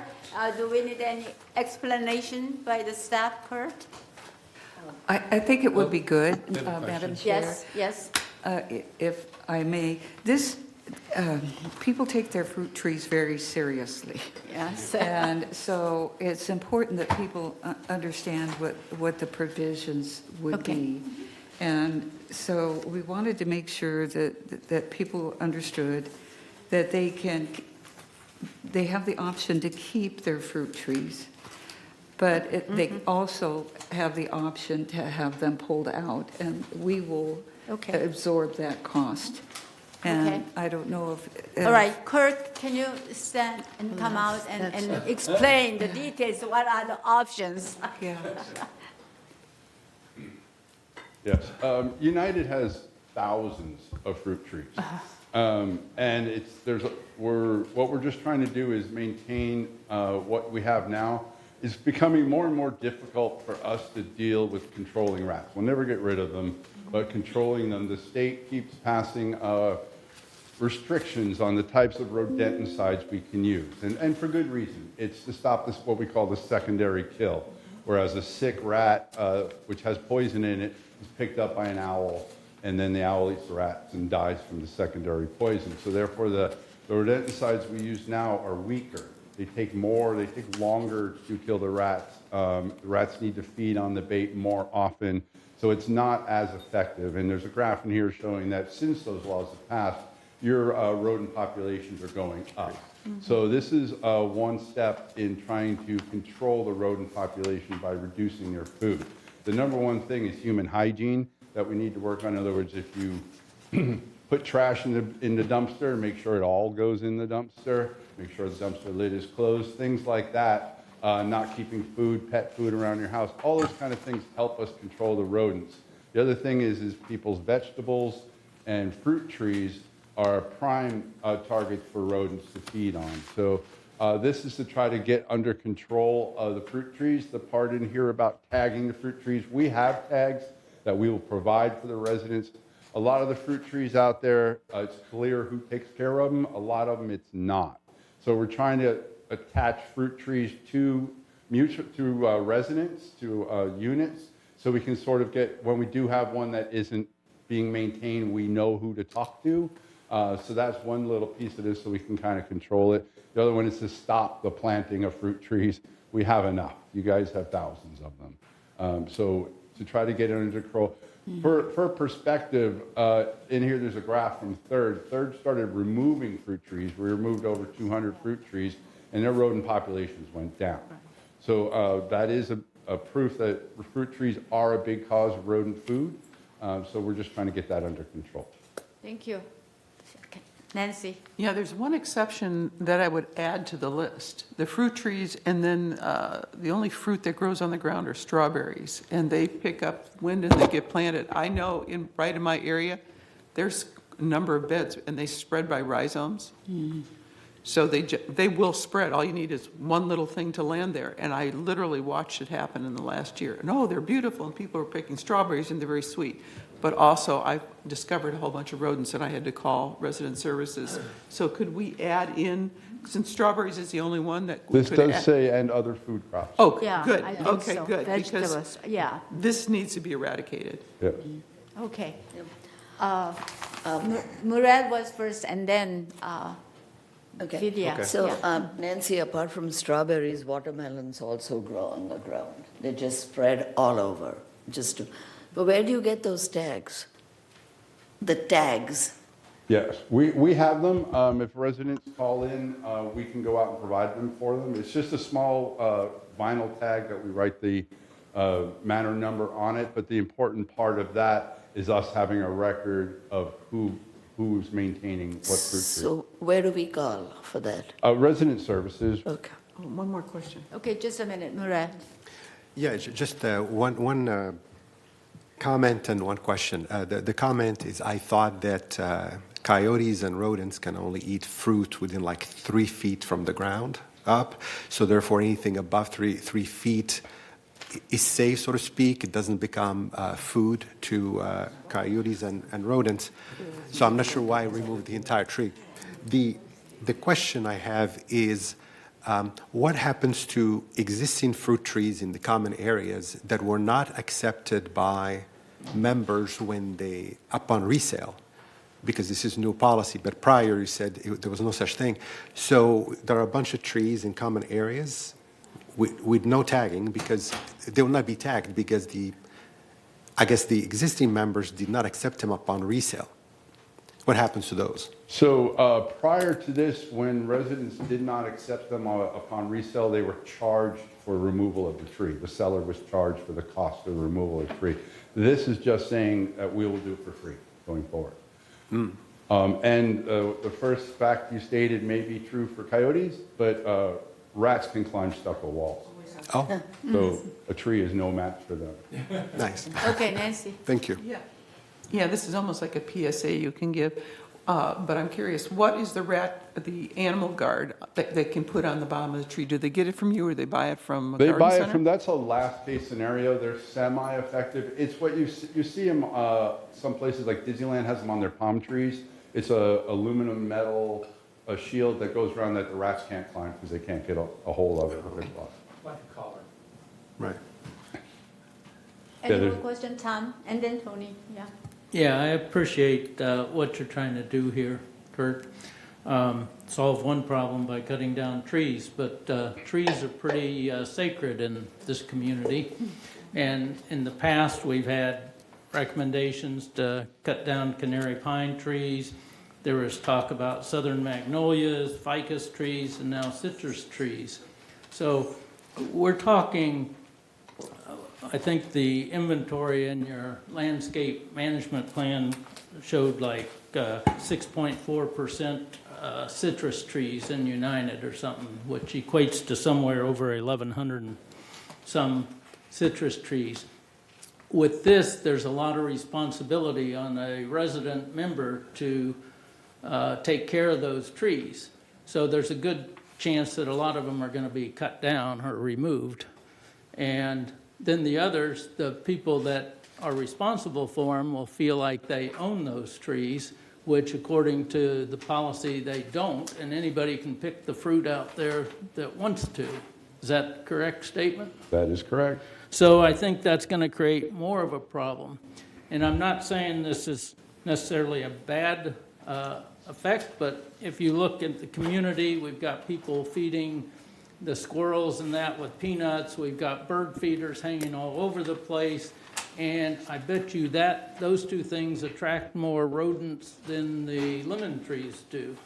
So I appreciate this, but I'm not in favor of this policy as it reads right now, not the total policy about the citrus trees.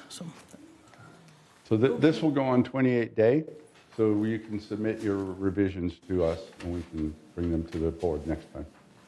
Okay. Yes, Sue? Madam President, this basically clarifies what is currently happening. What happens now is that you move into a building and you either accept or reject the trees and the garden around your area. And then if you say, no, I don't want it, then you have to negotiate with the homeowner to say, have him take it out, or it's on your dime to take it out. So this would say that we will pay for that to help us offset the cost of the rodenticide. And plus, it's just not good to have rats running around. Whenever I walk, I notice that there are, where there are fruit trees, especially nice ones that are oranges or avocados or apples. There are some apple trees. Immediately by the side of the house, there is the big rat trap that goes along with it.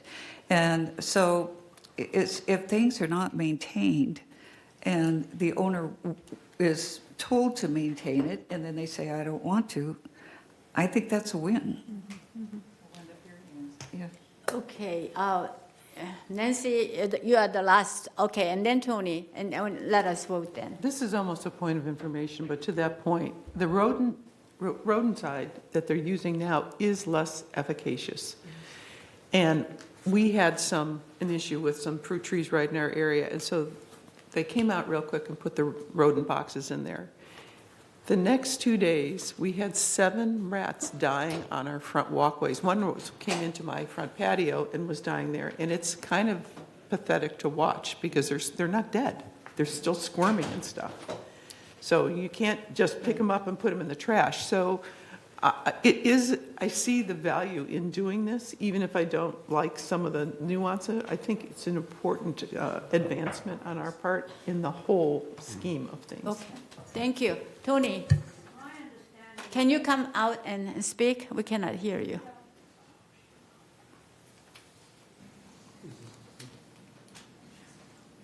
My understanding that the fruit trees are private property. I paid for the fruit tree that's in my area where the planting is done by the resident. Okay. And I don't appreciate the fact that someone can come along and just take the fruit. And it's a I think you have to make the difference between common area fruit trees, and there aren't many, I don't think, to the private property of the fruit tree, the lemon tree. I happen to have a lemon bush. That's private property. Okay, well, you can read the resolution that explains that, right? I think that is really confusing to people, and we are asking our attorney this afternoon to verify this for us, but it isn't common area. People would like to hear you. Okay. Okay, let us focus on this meeting, please. Kathy? Hey, guys. I got your attention. All right. Go ahead. Sue, please start again. Okay, I think there is a misconception. We don't have private property. It is common property. It's owned by the co-op. And so I know it's very upsetting that people buy the tree, maintain the tree, and somebody comes along and picks the fruit. And that is not neighborly, but as far as we can tell, it's permissible. We're allowed. I'm sorry, we can't go back and forth. Right, we cannot. Please, This please, is not one a thing, question answer. one thing that's important. That area that's 36 feet from the walls around the building is allowed for private planting of the resident. Okay. That lemon bush was No, private yes. planting. A 36 square foot, that would be the 12 feet in the front of your Right. residence, 3 feet deep. Right. Otherwise, That's this tree, the fruit trees are supposed to be tagged. That would mean you put something on it that says this is the property of, and that should be tagged. That's in this.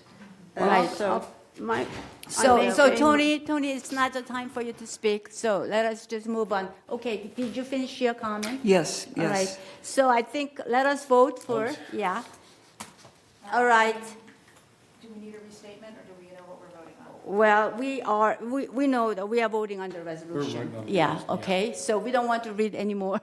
It's too long. So can you vote? Right.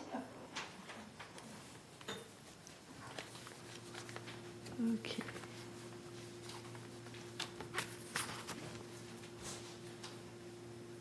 Somebody's not. Okay. Okay. All right, 10 to 1, it passed. Let's move on. Okay, we have committee reports, but can we take a 10-minute break? We have a lot of business today. It's been long. I was before. 10 minutes, so 12:10, all right.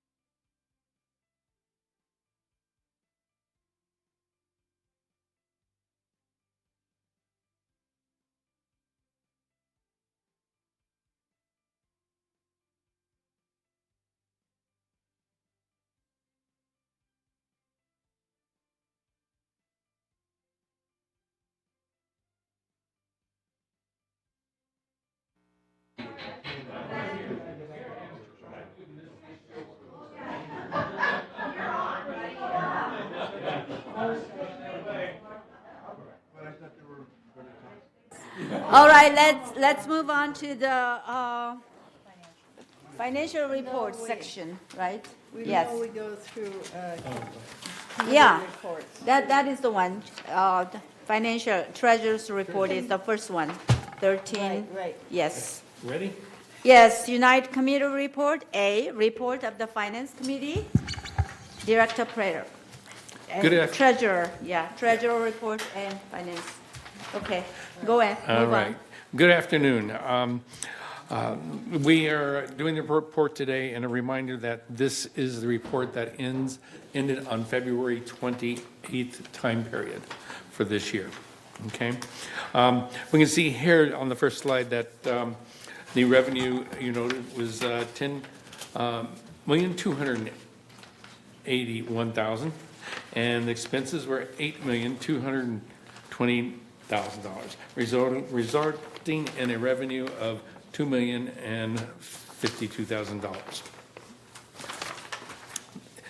Okay, we try to keep a really good eye on this thing. The operating fund shows a surplus of about $819,000 through the reporting period. This table shows about the revenue went into operations with $4.9 million, coming in from assessments, and $236,000 coming from non-assessments revenue. This is compared to operating expenses of $4.3 million. All right, this table takes a full income statement and compares these results to the budget. We can see that United ended the period better than budget by $1.8 million when combined with all funds. A footnote here is a lot of this invoices that we have not received from vendors and stuff have been coming in slow.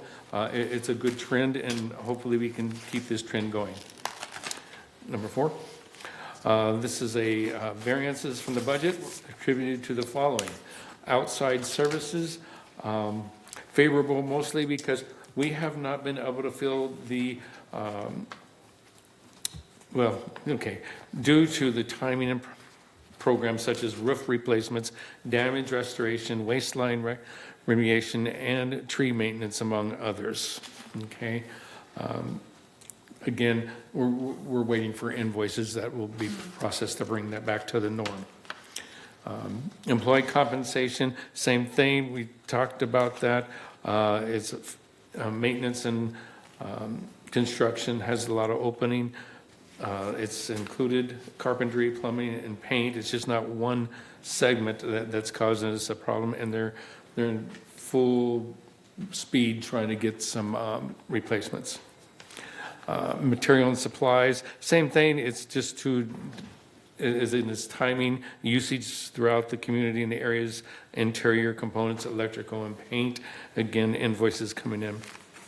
On the other side here, the fees and charges to residents, it's unfavorable again, primarily due to the timing of billing for chargeable services to residents for the damage restoration and carpentry. And everybody really understand this isn't just something that we just bill people after we get these charges. It's looked at very carefully. It's not a process that you can just do immediately.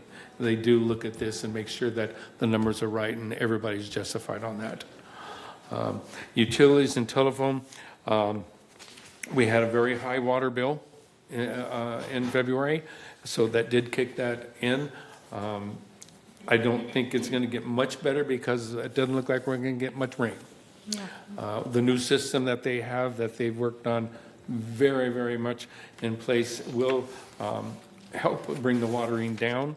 And the system is actually starting in place now, too. It's a very automated system. It's measuring the water in the areas and everything else. So we should see, hopefully, a better trend on that one. Next slide. Okay.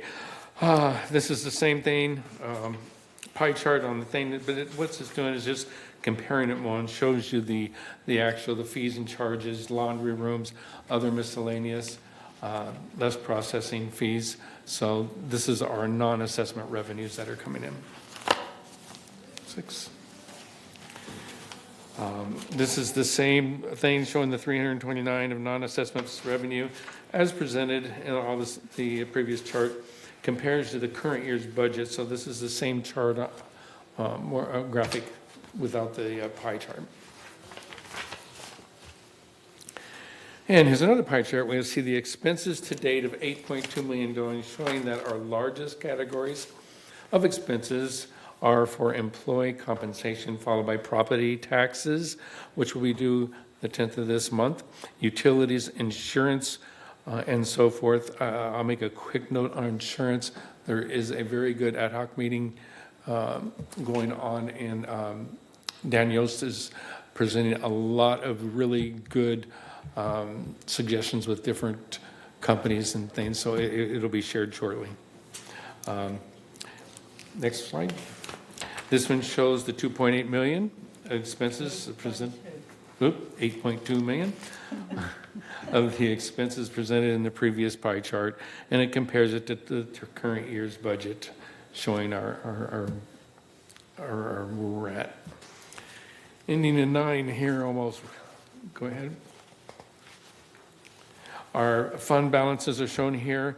The contingency fund balance on February 28th was $618,000. Contributions collected totaled $19,000, and no expenditures have been incurred to date. The reserve fund balance of February 28th of this year is $14.6 million. Contributions and investment revenue collected $2.5 million, while expenditures were $1.4 million.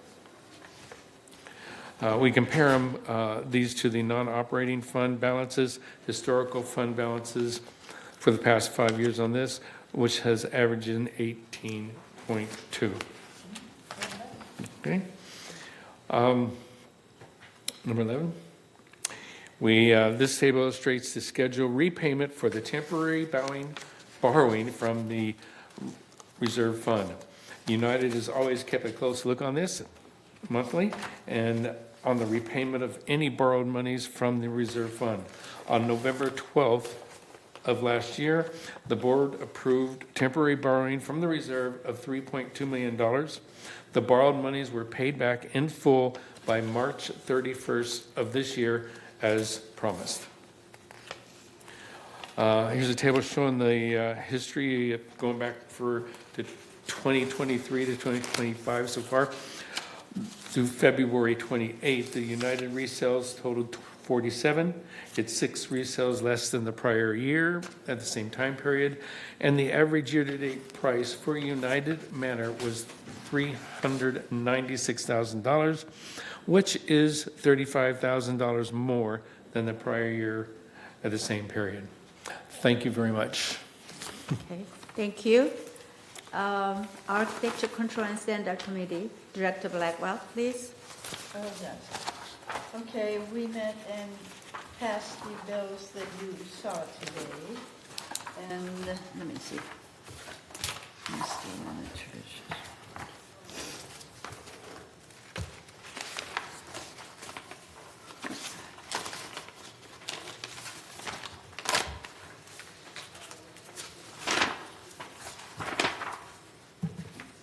Oh, here we go.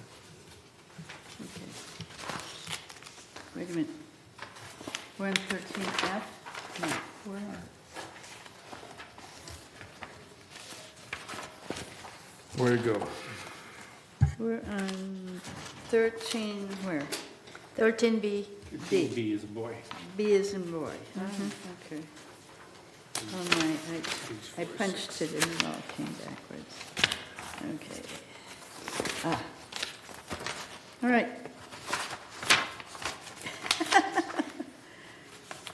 Okay, well, let me see. Revenue Committee. Finance Committee. No. Show me your sheet. I'm Mine- trying to find it too, baby. I can't find it. The ACSC meeting met on March 20th. Yeah. It was last 2 weeks Okay. ago. And that is, what page is that here? 13B, page 2 to 4. What? Banana? Yeah, 13B. as in banana. Oh, okay, thank you. Okay, yes. All right, Mr. Liberatore was not there, but he will be at the next one, I'm sure. Okay. We passed the items that we said, revise the exterior paint palette and groupings that will be going on still. Let's see, variance requests, yes. Items for future agenda would be revisions to the solar panel, some ramps, which are always ADA requests usually, and then we'll enact a standard for stair lifts. And we will meet again on April 17th at 9:30. Thank you. Thank you. Item 13C, report of member hearing committee, Director Carson. Yes, these are closed meetings, but they are meet and confers, disciplinary hearings, and related to reimbursements from members to United Mutual or vice versa. Okay. All right. Thank you. Report of governing dock review committee, Director Blackwell again. 13D, as in dog this time. D as in donut. Dog. Donut. Okay. Thank you. Okay, we met with Nancy Carlson and Anthony Liberatore on January. We did not meet in February, and we will be meeting this month. 17th. On the 17th. Thank Okay. you. All right, thank you. 13E, report of landscape committee, Director Kwan, please. Great, just in the nick of time. I came so happy I did. You heard from Yes. CEO Foster about a number of activities the landscape committee is taking on, the landscape staff. And so they have about 7,000 trees that they're trying to trim this year with the new contract. And we are also noticing that 344 of them are Canary Island pines, and Kurt is the lead on this project. And so with the new maintenance, with the new tree maintenance company, they're going to try to do this in a sweep. And they're trying to do this in the first 4, 5, 6 months of the year and not have it drag out throughout the year. It works better for their company and it works better for us. Then they can move on to the next. So that's really very helpful. And again, we want people to know that United is not affected by the new rules for the fire. Thank heavens we're inside that ring and we don't have to spend money on that, which was a concern. Okay. Certainly we'll follow recommendations. Thank you. Report of maintenance and construction committee, and I chaired the committee, but we have not met since February 26, which I reported last time, so no report. But tomorrow is next meeting, so you will hear from the committee next time. And G, report of the United Resident Advisory Committee, Director Willis. Yes, met last month, this month it meets this Thursday, April 10th, in the Elm Room from 4 to 5. Okay, thank you. And the report of United Revenue Committee, we met last Thursday, last Thursday of the month. And we had a whole bunch of list of the items that we were discussing and summarized into 4 or 5 categories of the possible revenue resources, like infrastructure contribution fee, GLF, dividend, and United Mutual Foundation, rental fee, flip manors, and resale, and so on, so on. So what we decide for the next step is making the chart of summary of the all items and particularly involved with the civil code and Davis-Sterling Act, which one could be doable, which is not. So Next meeting, we will have a closed meeting with our legal counsel and make sure that which items will be further discussed and considered, all right? And next meeting is 28th, March, April 24th, on Thursday, right after agenda prep meeting. Thank you. All right, I think that will conclude United Community Report. Now, let's move on to GLF Committee highlights. 14A, Report of GLF Finance Committee. Director Prater. All right. That Finance Committee,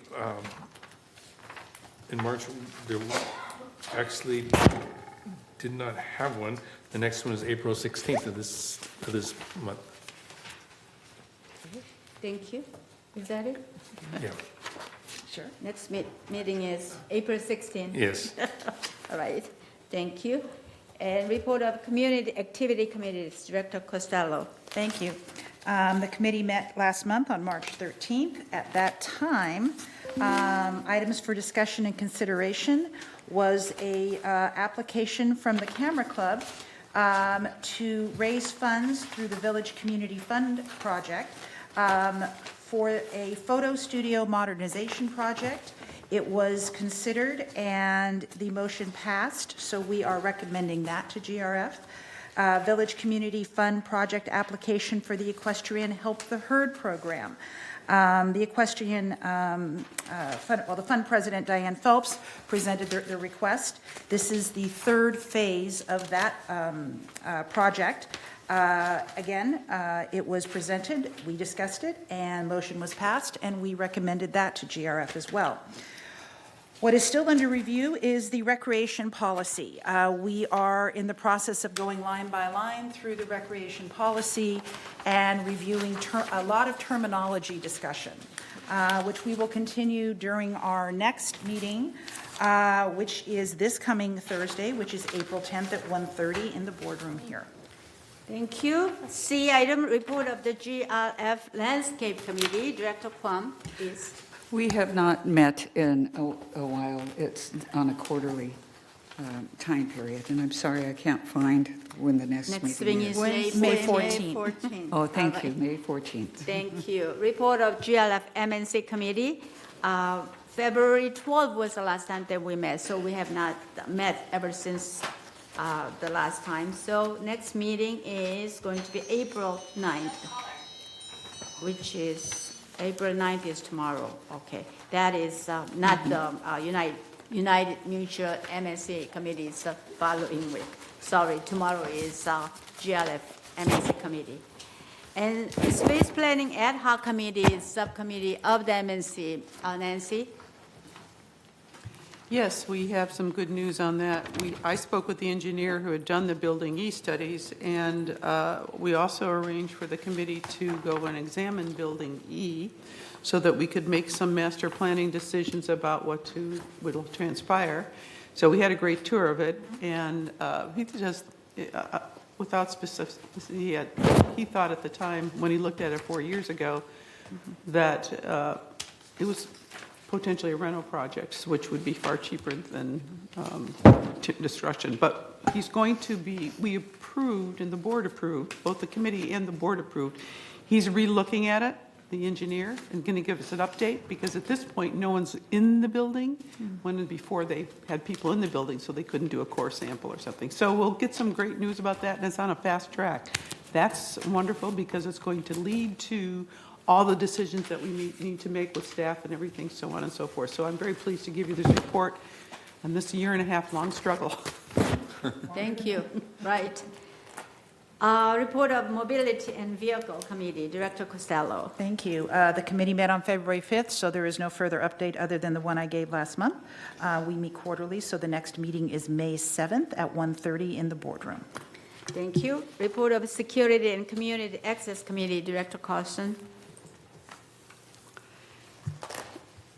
There's nothing additional to report. These committees meet every 2 months, so there's nothing new to report, but the underlying interest level is that we're really urging smart cards, and we want CAC and everybody to be on board, because that's really the key to our objective decisions and planning going forward. Okay. Laguna Woods Village traffic hearing, Director Kale, do you have any report? There was a meeting on March 19th, which I unfortunately could not attend, and Director Blackwell did cover for me. The next hearing is set for April 16th. Thank you. And we did give some fines. Right. Yes, that's what she reported. Report of the Disaster Preparedness Task Force, Director Willis. The Disaster Task Force last met on March 25th. The next meeting is on May 27th at 9:30 in the boardroom. Thank you. Report of the Informational Technology Advisory Committee, Director Tuning. Yeah, the GRF board voted to continue the ITAC committee where it was originally proposed to discontinue it. So that committee is going to continue. And they're still projecting the end of the year for the ERP system. I would not be surprised if we see budget and schedule changes to that by the end of the year, but they're projecting end of the year still. But the nature of that type of program is very difficult to project time-wise and cost sometimes. So don't be surprised if it goes beyond that, but that's what they're projecting into the year. Thank you. All right, that will conclude the GLF committee report. Future agenda items are listed there. Approved on increase to annual corporate electric vehicle one that we initially approved today. And then enactment of standard 9 again, that will be again rediscussed it. And rescission that has been denied today. So, and then request for the prohibiting the planting vegetables and new fruit trees will be continued.